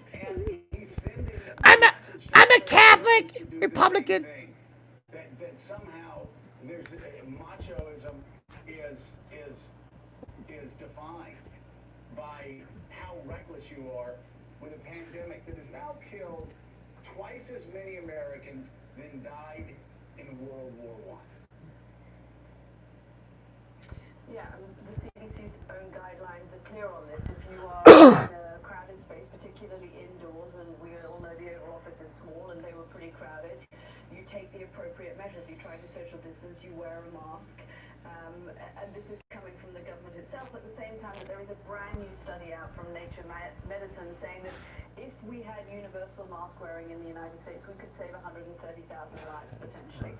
All it would take would be for people to wear a mask. And why would people wear a mask? Because the people who are in a position of influence wear it too, and that is then a role modeling behavior that could help the whole country. And I think every every immunologist that I speak to, every doctor that I speak to says we have to trust our governments. The countries that have done well in handling the coronavirus have two things. People are prepared to abide by the rules and the guidelines, and people trust the people in a position of authority. And the confusing message that we're getting from the White House on the issue of masks and on a whole host of other security issues breaks down that trust, and that's why people don't wear the masks. It's interesting that straight after the president came out... Remember, to be a Christian, you don't have to go through a hellish, absolute hellish 44 years on earth. And I wanted to see God's face, right? The highest prize I believe that heaven can give. There was a story about a saint, and he got cornered Satan, and Satan had to tell the truth or something. That's a story. I don't know. And they asked him, and he says, you like to want to wager? I don't know.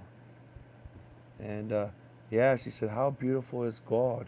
And Satan had to tell the truth in this story, this Catholic story, that God is so beautiful that I would be impelled for all of time, all of mankind, to slide down and be impelled just to, at the end of time, see God's face. He's that beautiful. That was in the story, but you get the context of it, right? So to see God's face, you can imagine the most pristine woman that you can design or God can design. Most beautiful, with all the sparkles in the air and the stars lighting up when she walks, the smell, the aroma, the beautiful perfume, the beautiful long flowing dress and lace on her legs, and God's infinity times more beautiful than her. So yeah, I'll take the slings and arrows.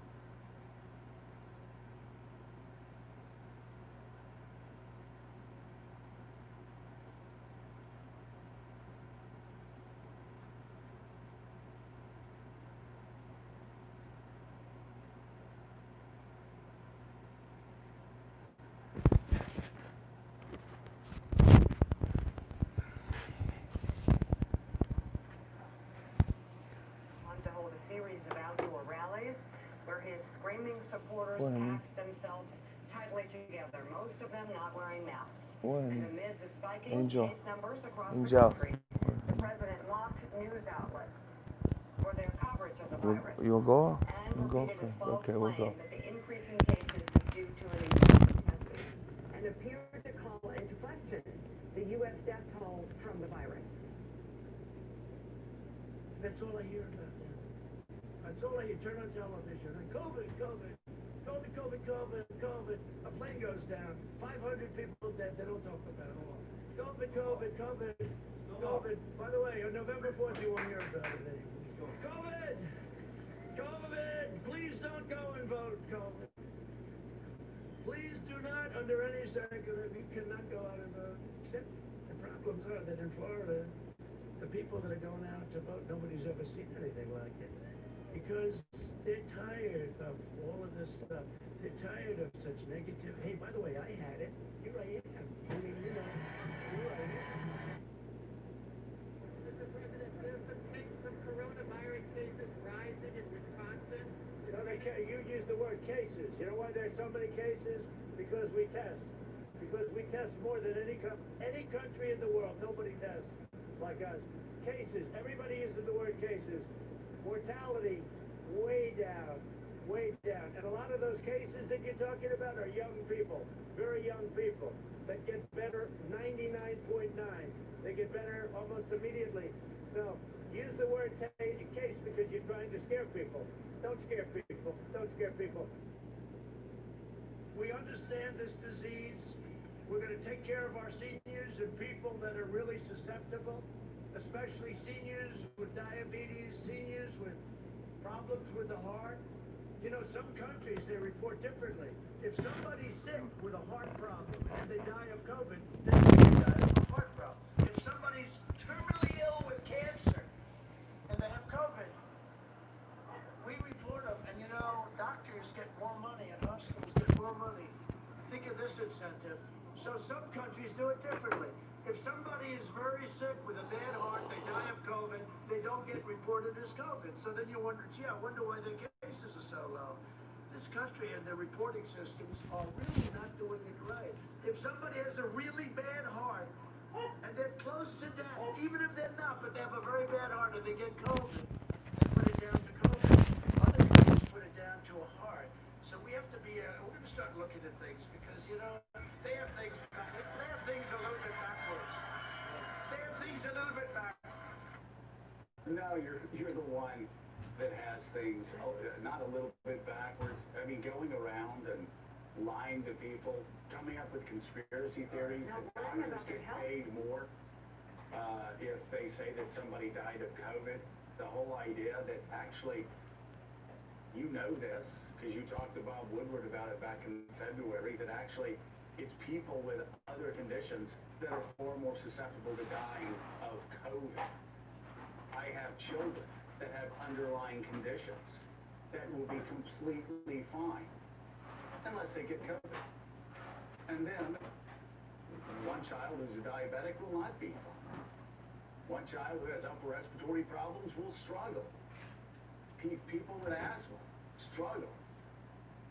People with diabetes struggle. People with underlying conditions struggle. I mean, what you're saying to the crowd's just so stupid and puts people at risk. And is part, Rev, of a conspiracy theory. This guy, he preached the gospel. This guy preaches conspiracy theories. He's still lying to the American people going into the final week of the campaign about COVID, and he's still grasping wildly for conspiracy theories, and it just leads me to ask, how have so many people been fooled? How have so many of my friends and family members either been fooled or just don't care that he's putting senior citizens' lives at risk? Because they know, by the way, they know better. Because while they spew these conspiracy theories, guess what they're doing at the same time? They're protecting members of their own family who have underlying conditions. Isn't that interesting?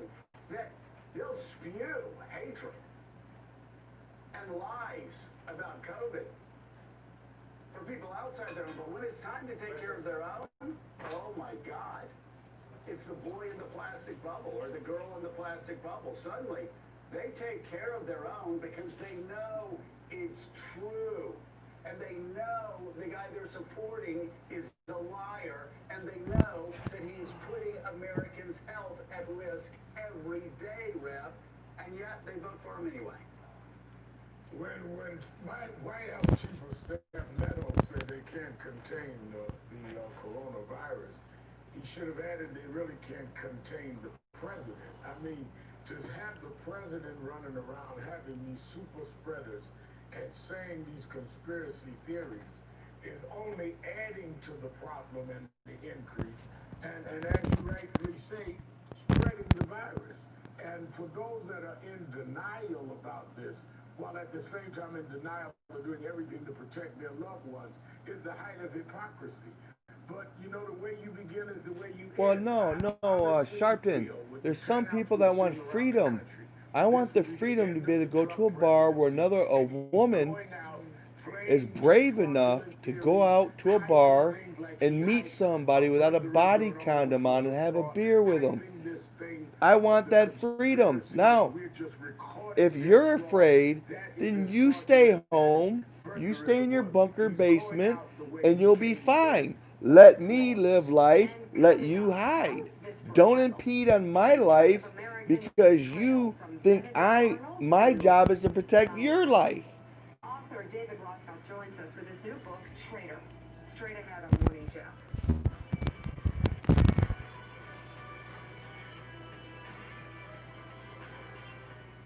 Hey guys, I'm Janelle Monáe, and guess what? I voted already, and it was much easier than I thought it would be.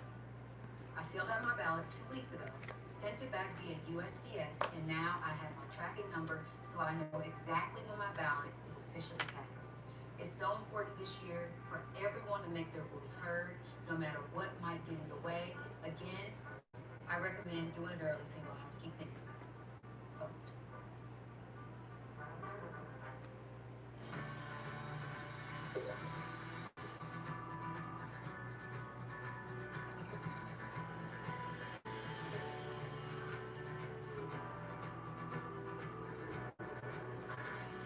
Here's Ultron, honey. You don't want food? What you want breakfast? Well, get breakfast. Get breakfast, honey. Every step of the way in your journey back. 1-800-SERVPRO and SERVPRO.com, like it never even happened. USAA insurance for this season, and the veterans that never quit on their team. But being a fan gets tough, and stretching your budget gets even tougher. Our agents put in the time and legwork for you, so saving on auto insurance is easy. Because saving a little extra goes a long way. USAA, what you're made of, we're made for. We all have our own journey ahead of us, our own hopes and dreams. We'll pass many milestones. Let me have a commercial just real quick. Just remind people that's watching this. Bless your yards with squirrels. You can put out, go to your local, your garden store and buy squirrel bird feeders. They're just beautiful and majestic. You want to have a nice backyard, don't you? Well, get a squirrel feeder.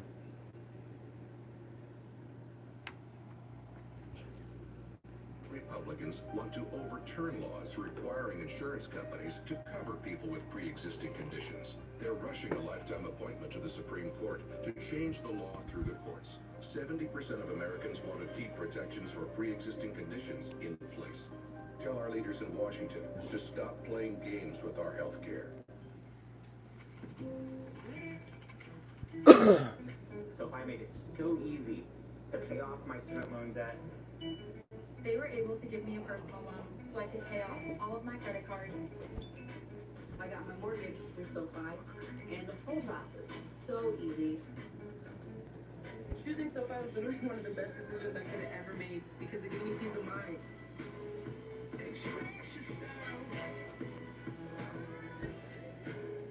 Joe Biden will make healthcare affordable. His plan gives a tax credit credit to help working families pay insurance premiums, lowers prescription costs by 60%, and protects coverage for pre-existing conditions. No matter what, he'll pay for it by getting rid of Donald Trump's tax cuts for the super rich. Because Joe knows our economy's strength doesn't come from the top. It comes from working families. And that's who he's fighting for every day. I'm Joe Biden, and I approve this message. Is your thinning hair prematurely aging? Are you seeing scalp where there used to be hair? Don't let your hair loss take over. Take control with HairMax, the first home-use laser-like device clinically proven to regrow hair. You see the results with HairMax. My confidence is back. HairMax delivers nourishing laser-like energy to help restore your natural hair growth cycle and regrow hair. You can see like this much hair growth up into the hair, and it's all filled in. It just is awesome. Look at these dramatic results of actual HairMax users. I recommend HairMax to my patients who are looking to reverse Intriguing. the thinning process without the side effects of medications and with an excellent safety profile. HairMax is accredited HairMax. with 7 clinical studies and 8 FDA clearances. Give your thinning hair maximum care. Call 1-800-9REGROW or visit tryhairmax.com for your exclusive TV offer. Don't wait until it's too late. Start regrowing your hair today. Before you get back to your interview, and let's go. Do you think that your tweets and your name calling are turning people off? She triggered I him. think I wouldn't be here if I didn't have social media, but the media is fake. She triggered him. And frankly, Right at the beginning, before they air it, right? She had her first question. Listen to What this. you told me a long time Watch. ago when I Oh. asked why you keep saying fake media. Yeah. You said to me, I say that because I need to discredit you so that when you say negative things about me, no one will believe I don't you. have to discredit you. But that's what you You've told me. discredited yourself. You know, I didn't want to have this kind of angry. No, I didn't. No, I didn't. Well, then you brought up a lot of subjects that Well, I said were I'm going to ask you inappropriately brought tough up. questions. They were inappropriately But- brought up, right from the beginning. No, your first question was, this is going to be tough questions. Why? You don't ask She Joe triggered Biden. him. I You saw your don't interview with say Joe that Biden to a today. president. I never did a Joe It was a Biden joke. interview. Can you imagine me interviewing JFK at the height of the missile crisis, missile Cuban, the Cuban, Okay, but and then saying, these are going to be tough questions, Mr. President. Are you ready? Your first statement was, That's dishonoring the presidency. How do you guys treating Trump? You're supposed to treat him with honor. You can be against him, but you're supposed to treat the seat of power with honor. Time remaining in Oh the my interview. God. I think we have enough of an interview here, Hope. Okay, that's enough. Let's go. Let's go. Let's go meet for 2 seconds, okay? Thanks. My God. Never in the history of American politics. With his 60 Minutes interview because of tough questions. It's just right there. So many things to talk about in such a short, just a short space of tape. I'm talking about presidential. I've never seen a president get up from a meeting like that 5 minutes into it or a minute into it. My God, dishonoring the presidency. The big lie. Oh my. As Anne Applebaum wrote in Twilight of Democracy, it's more of a sort of a middle-sized lie. You just keep lying. Like for instance, you just She bring triggered up, him. this She, bogus, look, story big tech, that he the was Wall Street spied Journal on. reported She knows his triggers, right? They couldn't verify it. She triggers him to get the devil in him, and then they start airing it after she triggers him like, oh, you're incompetent. That's what she was saying. You're incompetent. You're with the big wig right now. You ready, buddy? That's kind of what it was like. Oh my, you guys, how you treat the presidency. Media frantically. Never again, never. But Donald Trump just said there that this story about Joe Biden was truth. It's been proven. No, it was actually disproven the night of the debate. It was disproven when the Wall Street Journal reported, despite the lies on their editorial page, when the Wall Street Journal reporter said that it actually, Biden didn't have anything to do with that deal, which was never consummated. Also, how fascinating that Donald Trump says it's quote, inappropriate for Leslie Stahl to ask tough questions. Inappropriate to say she's going to ask tough questions. He really did. And it's really fascinating at this point to look how much Donald Trump resembles an autocratic leader from Eastern Europe, whether it's Belarus or whether it's Russia. Wait a minute. Who has a totalitarian deep state big tech connection? Who's micromanaging our lives, getting us kicked out of our churches, fired from our jobs, and estranged from our social circles? What the hell you thinking? Donald Trump would kill reporters if he could get away with it, too. I think even his strongest supporters would admit Trump would do whatever he could get away with. It's unfortunate for him that he actually is in charge of the executive branch in a country with a constitution that was written by James Madison and others who actually foresaw the rise of tyrants and figured out a pretty damn good, effective way to hold them. Let me make this clear. Sasha, Malia, Author David Rothkopf, Michelle. Men and women are too small-minded to govern their own affairs. They need an almighty sovereign. You see the waters rise?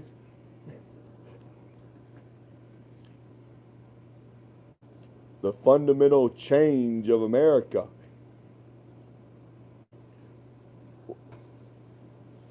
That's the question! What's the fundamental change of America? I don't like it! I miss people! The hell's going on? But you know, the presidency begins with an oath. It begins with a promise to the American people to preserve, protect, and defend the Constitution, kind of issues you were just talking about. And we have to ask ourselves with Donald Trump something we have not had to ask ourselves with any president, which is, has he upheld his oath of office? Has he preserved, protect, and defended the Constitution?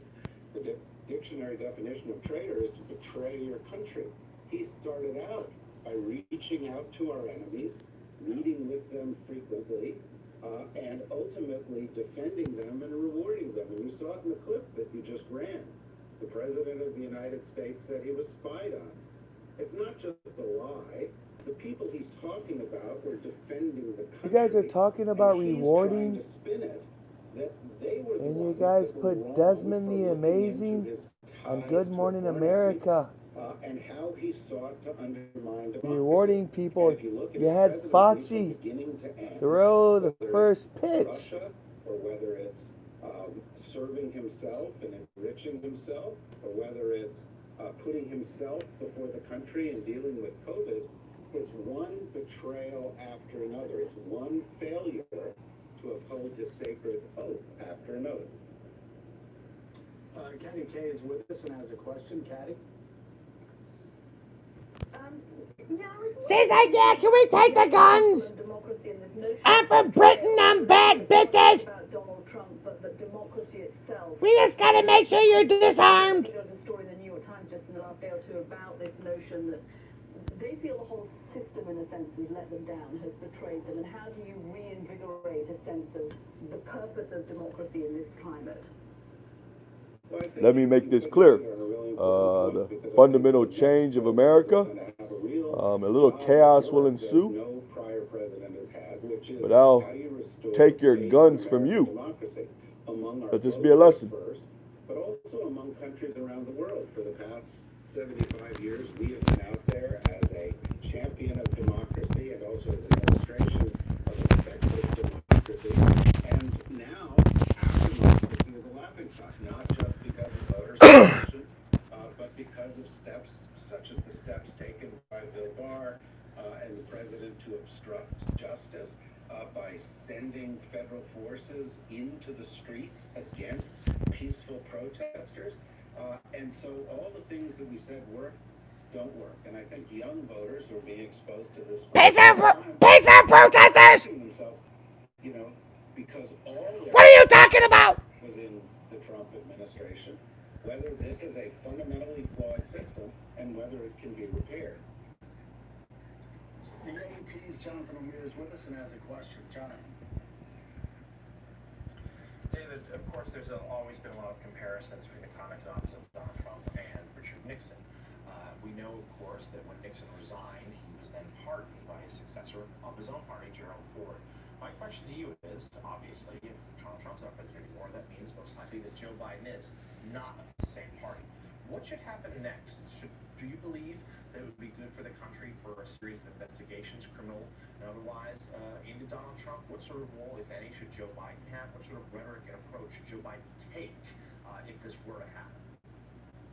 Well, I think you bring up another excellent point. You know, Richard Nixon was pardoned. The Iran-Contra figures were pardoned. Well, he could do a switcheroo and pardon Clinton first for the old. You mean with a cloth? And then you guys would be so excited about that one. And she's gonna protect us pedophiles. And then when he does Trump, you're gonna be like, it's okay, I guess. Who, in conjunction with his attorney general, in conjunction with the Senate majority, have essentially said, I'm above the law. And if you want to do what I was just talking to Kadi about, if you want to restore democracy, then you have to hold them accountable. You have to prove that if you obstruct justice, if you place yourself above the law, you are going to be investigated fairly, and based on the facts, you're going to be held accountable. And if we don't do that, then we are going to send a message to future generations. The presidents are above the law. No one's above the law. No one's above the law except for Obama when he droned an American overseas without due process and violating the very Constitution he swore to uphold. Can't be impeached. And there are rules within our own Department of Justice that make justice very unlikely for a sitting president. Well, the corollary of a rule that makes it unlikely for a sitting president is that we have an obligation to make it extremely likely for someone post-presidency, or there is no justice at all. So, David, I think the Justice Department guidelines saying the president can't be indicted are ridiculous.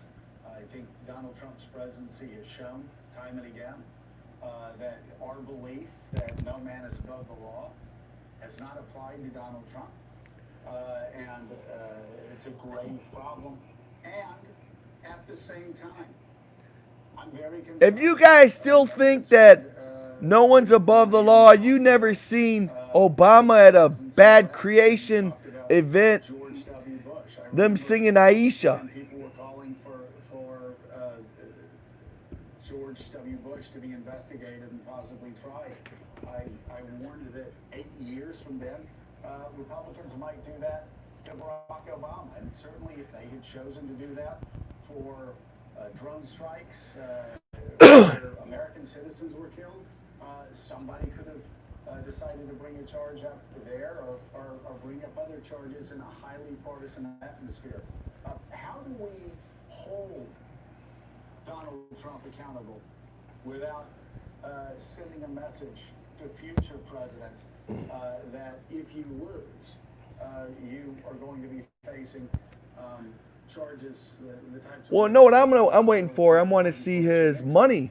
I want to see his money going in to the seat of power, then coming out of the seat of power, and look at the one-term Senator Obama and see who made out. The way that Joe Biden did by saying, it's not my Department of Justice, it's the United States Department of Justice. I'm not going to direct it in any Who way. profited from the seat of power? You can't hide from us.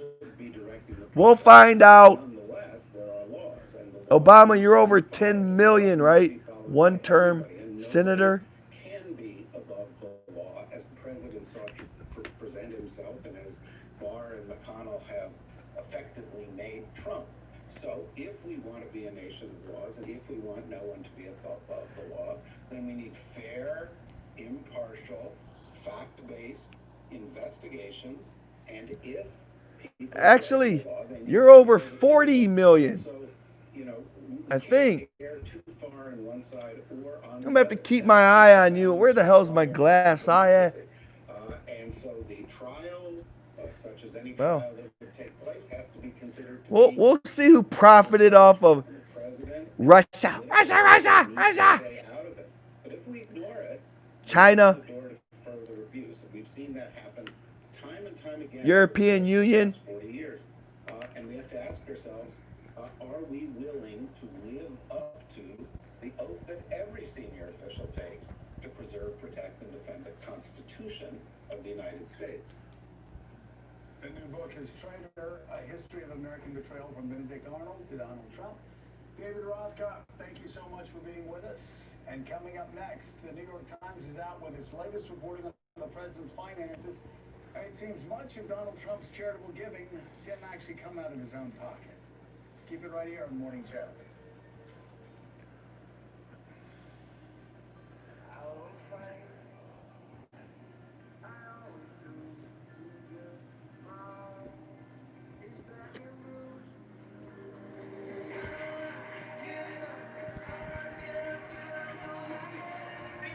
So William Barr walks into a bar. They try to sell him a white Russian. He says, I'm not buying that shit. Oh, what else is there?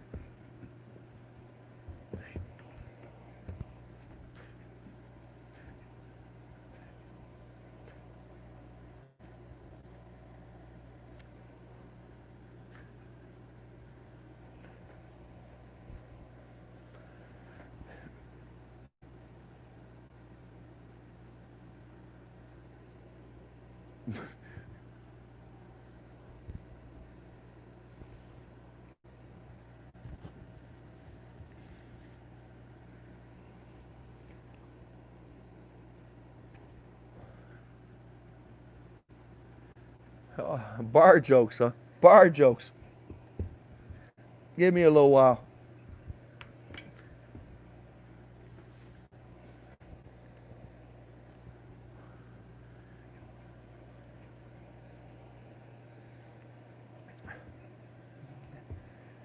Ice Cube walks into a cop bar. He starts singing "Fuck the Police," and they break down faster than Epstein at a Girl Scout beauty pageant.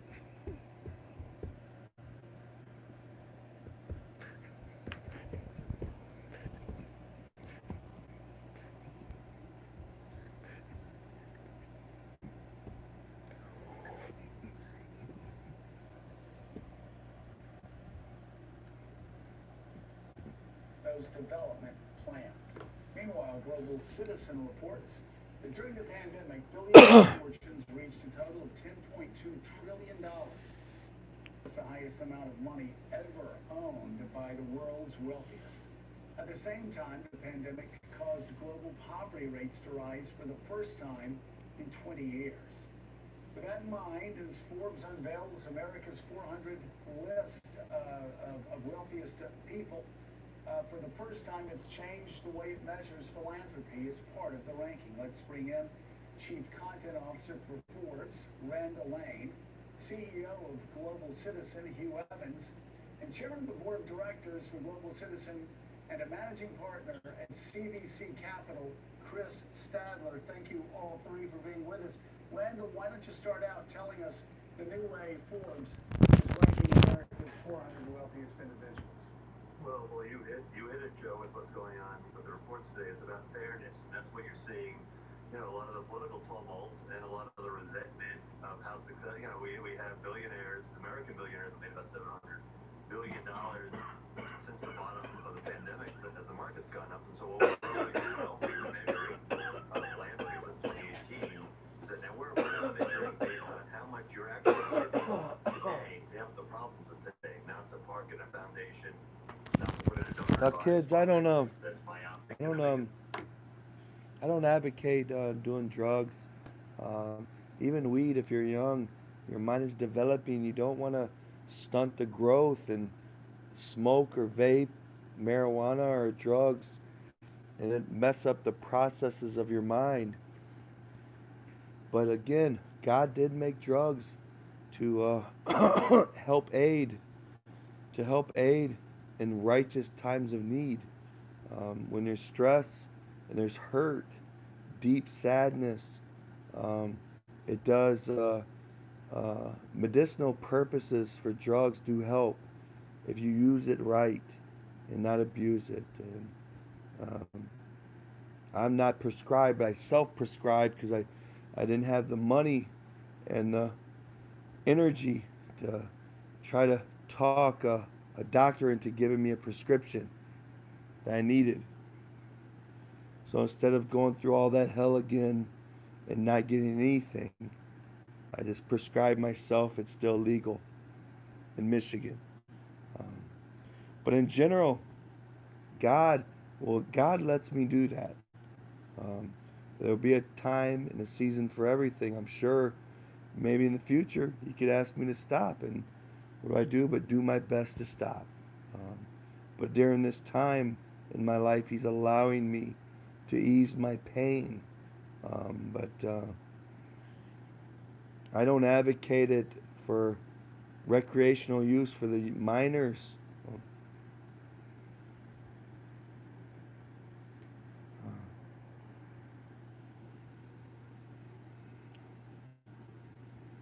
If you're responsible, that's what drugs are for.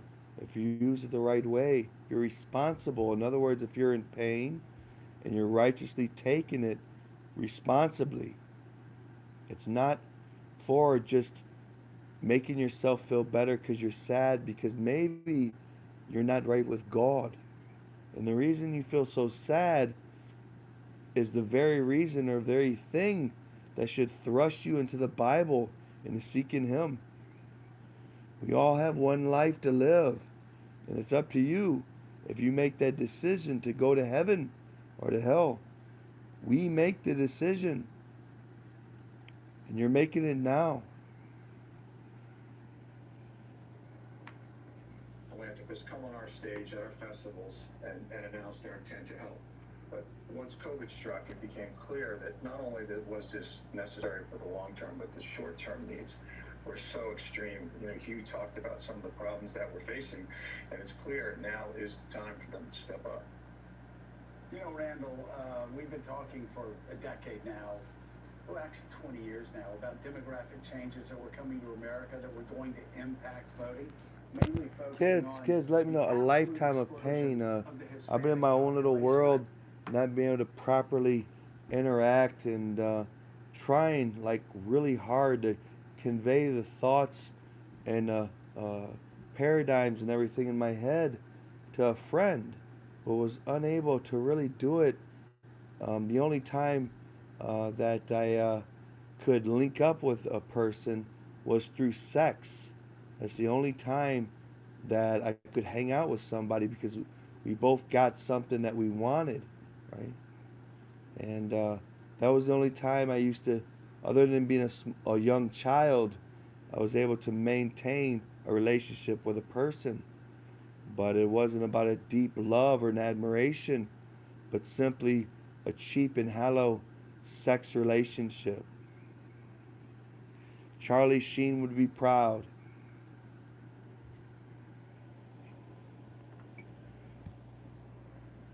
Very large generation with younger millennials and Gen Z who are being baked in about 2-for-1 right now supporting Democrats.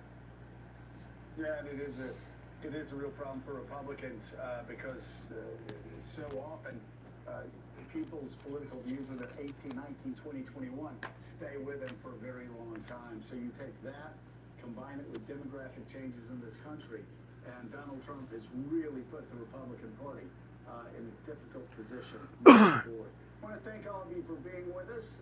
And Randall, thanks so much. Hugh Evans, Chris Stadler, thank you too. That does it for us this morning. Stephanie Rule picks up the coverage right now. Hi there, I'm Stephanie Rule. It is Monday, October 26th. Let's get smarter. With just 8 days to go before the presidential election, we're looking at record-breaking numbers on multiple fronts. We're seeing it in early voting, where at least 55 million Americans have already cast ballots. And we're also seeing it with coronavirus. where we recorded more new cases in the past week than at any point during this pandemic. The response from the two candidates could not be more different. Former VP Joe Biden says the virus is the #1 domestic issue for this country, while the president keeps saying we're rounding the corner and that this pandemic is almost over. That message is obviously false. It's undercut by the nearly 500,000 new cases we have seen in the last week, as well as his own chief of staff, Mark Meadows, who said this just yesterday. We're not going to control the pandemic. We are going to control the fact that we get vaccines. Yeah, I don't think they're really weighing the consequences of shutting off everyone from everyone and not allowing them to go have recreational time and church time. See, when you not allow people to have regular church and to worship and to lay hands on one another, the sick, right? There's a reason it says you will lay hands on the sick and they will recover. Well, if we get somebody with the Rona, what does the Word of God say to do? There's a reason for everything. Don't think like man. Remember in the Old Testament, the priest or the Levite, or even the regular person would touch something that was unclean. They were unclean. But when Jesus came, he would touch the unclean and make it clean. Should we not touch the unclean and make it clean? No, I haven't worked on my faith of healing. I've healed before. But must I do everything?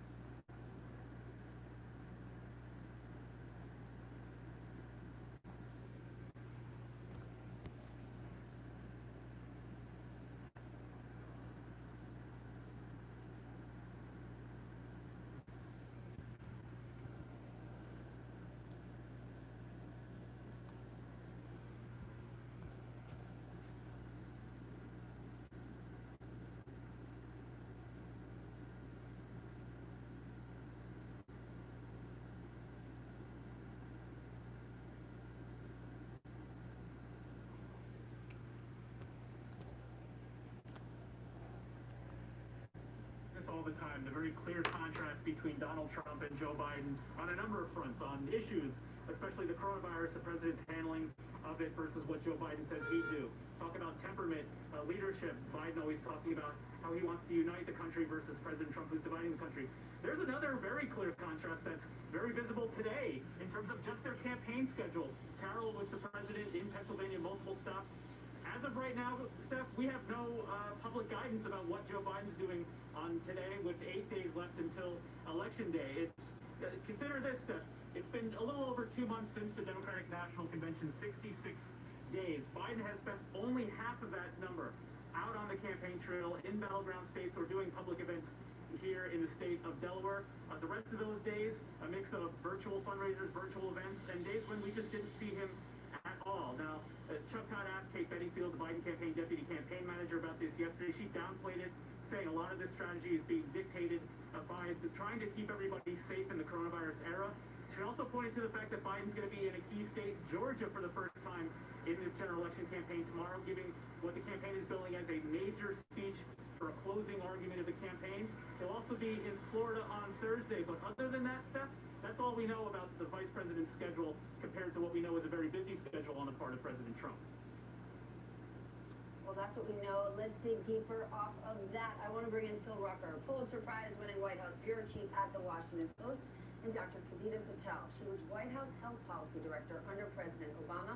She was also a fellow at the Brookings Institution. Philippe, you wrote about the news with Mike Pence.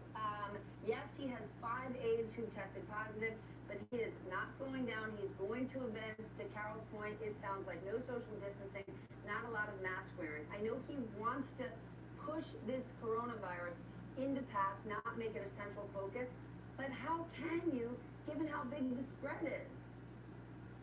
Well, Seth, the spread is quite large, including the Vice President and Chief of Staff, Mark Short, who was considered... Well, my question would be, you talked about containment, and I started laughing because it was outrageous he was talking containment, Joe, and knowing they don't even have the volunteers, they haven't advertised, they haven't done what is necessary to contain. When you have, what, 9 million people, what is it, 8 million? You guys listening? And in consultation with White House doctors, they've okayed him to Where's the well, anyway. considered essential personnel and therefore not subject to the Centers for Disease Control guidelines. Now, a lot of people would question whether political campaigning is considered essential work, but that's the argument that the White House is making to keep Pence on the road. And our reporting suggests that Pence has been asked. Already, again, I'll say my stance from a long time ago. Look, I would protect that. I would first of all have them make N95 masks, right? To the abundance where healthcare workers, all healthcare workers, even the clerks, all the healthcare workers, the janitors, all of them get to wear N95 masks, right?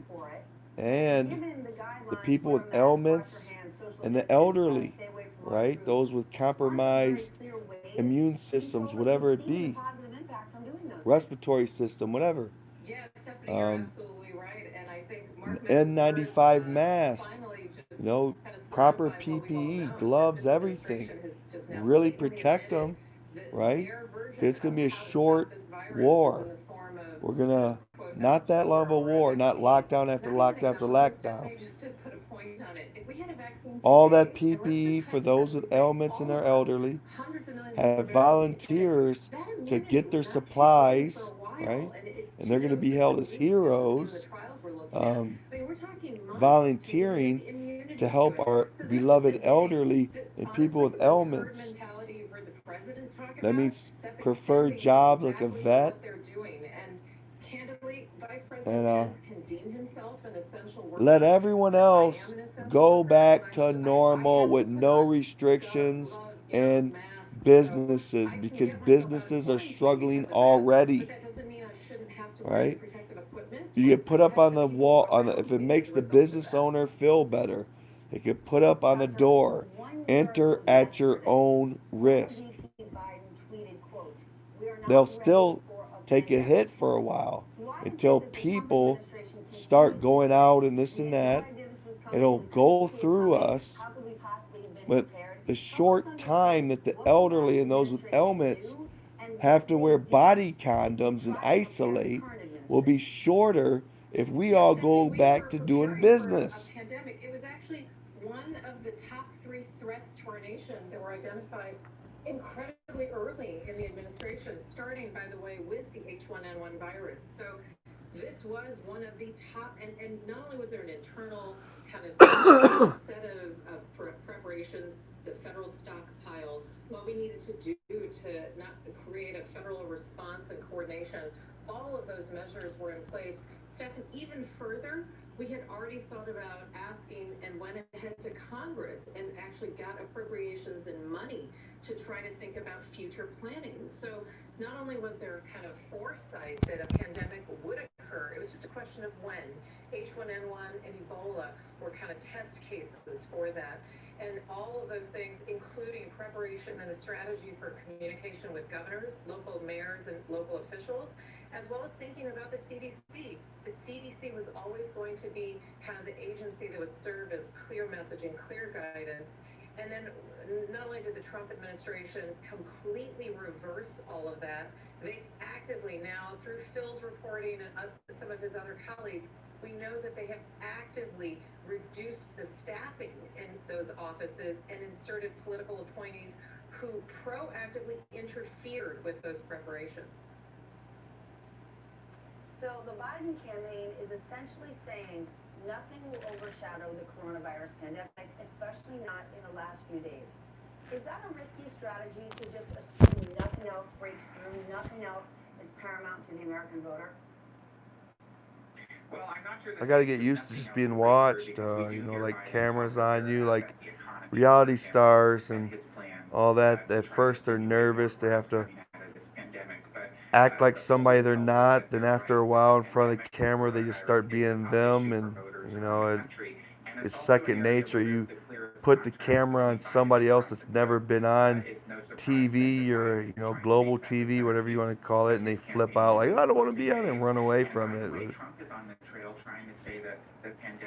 Or run to the bathroom to go fix their makeup and take 10 hours and come out and say, hey, they still here? And this outbreak in the White House on the Vice President's staff really undercuts the argument that the President is trying to make to voters on the campaign trail. But Phil, take your crystal ball out. The president is going to double down on this argument come Thursday when he talks about the coronavirus pandemic and the economy. We're going to get GDP numbers.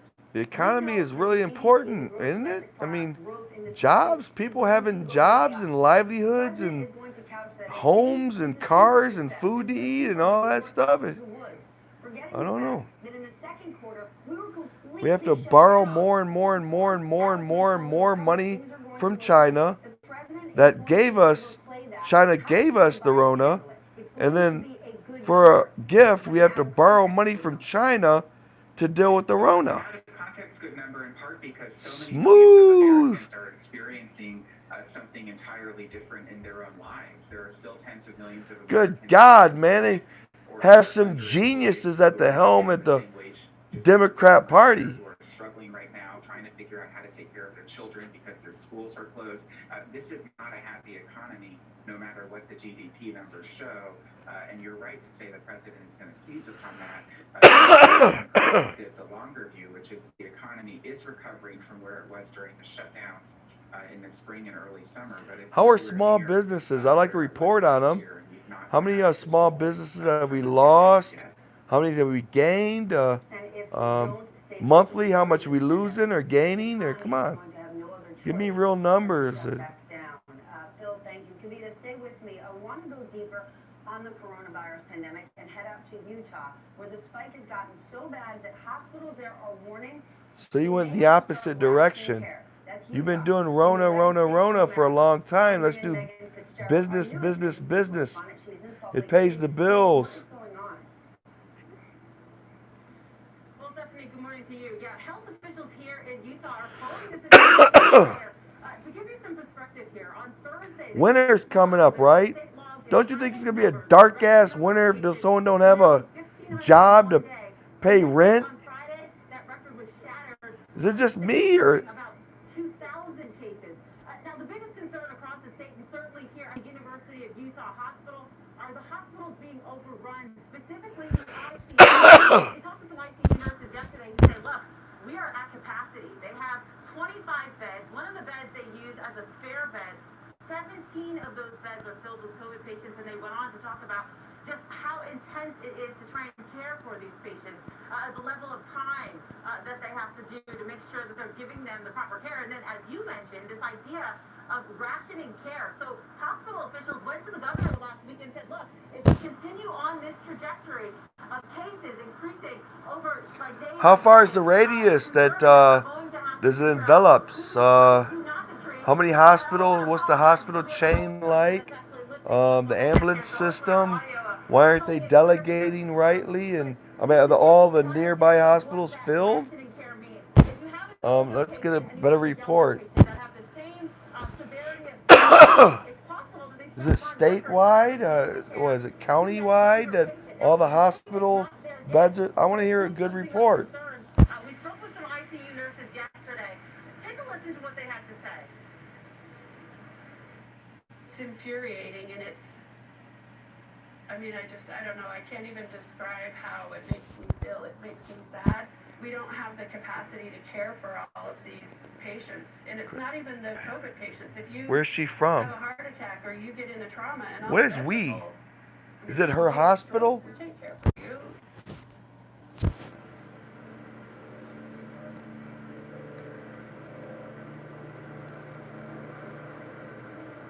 Okay, so they're talking about the perfect storm here.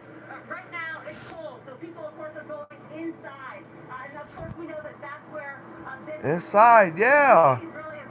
Take away people's livelihoods and their jobs to pay the bills. They might be cold black winter. Oh damn, it sounds like Biden now. But then you're talking about we're going into the holiday season here, where, of course, people like to gather with their family and friends, and that's certainly something that the state is trying to dissuade people from doing in large numbers. And then, of course, right now we are in flu season, and in any given year, of course, that puts stress on the hospital system, and this year certainly no different. And oh, and part of my plan was, like, all of us go back to work, right? I'm working right now. I get to work from home. Anyway, we will go back to work, and if you get the Rona, you get paid time off, so your bills are paid, right? I like my plan way better. It saved money. These trillion-dollar plans, and who are the same it's age like, as President Trump get sick with COVID and go to the hospital while care is being rationed, they could be in a position where they will not get the treatment that our president or former Governor Chris Christie got, because younger people will get it. Is that where we are? Yes, Stephanie, this is exactly where we're at, and your case where you're talking about your parents is exactly the conundrum that many doctors and nurses are facing, because they're starting to see, as in Utah, and actually most of the states that are seeing these swelling and surges, by the way, are in rural America, where we have had shortages of physicians and nurses for now going on decades, and it's all coming to roost. And so the rationing is happening not just during this kind of twindemic of a flu season and COVID, but also in states where we just have candidly not really had the time and money to invest in healthcare. So if your parents are in a part of the country where there is only a couple of hospitals that are really equipped to take care of COVID patients, you are absolutely right that this is the conundrum. And then on top of that, the president was able to receive experimental treatments. Stephanie, that's a whole other issue. There is very little, it's difficult to get access to those treatments. well, he did say, now this is going to be Trump's fault, because Trump did say it should be, this is going to be made it's available to all. He did say something like that. Can I get the clip? Dr. Patel, thank you so much for joining us today. Really important. You always make us safer and smarter. Coming up next, historic wildfires, a surge in coronavirus cases, and a snowstorm. Again, I'm voting for Trump, but I have to be intellectually honest. Mail it in there. I'm going to ask Governor Jared Polis what he's doing that could help other states. Plus, two crucial voting Oh, I'm going to end this. It's already shift this election 3 more minutes. It'll be... at which way they are going. What the hell is that? 100 almost 200 minutes. 6, 12, 18, 3 hours and 20 minutes. Something like that. The support we've had over the last 2 months has been amazing. I have a soft spot for local places. It's not just a work environment. Everyone here is family.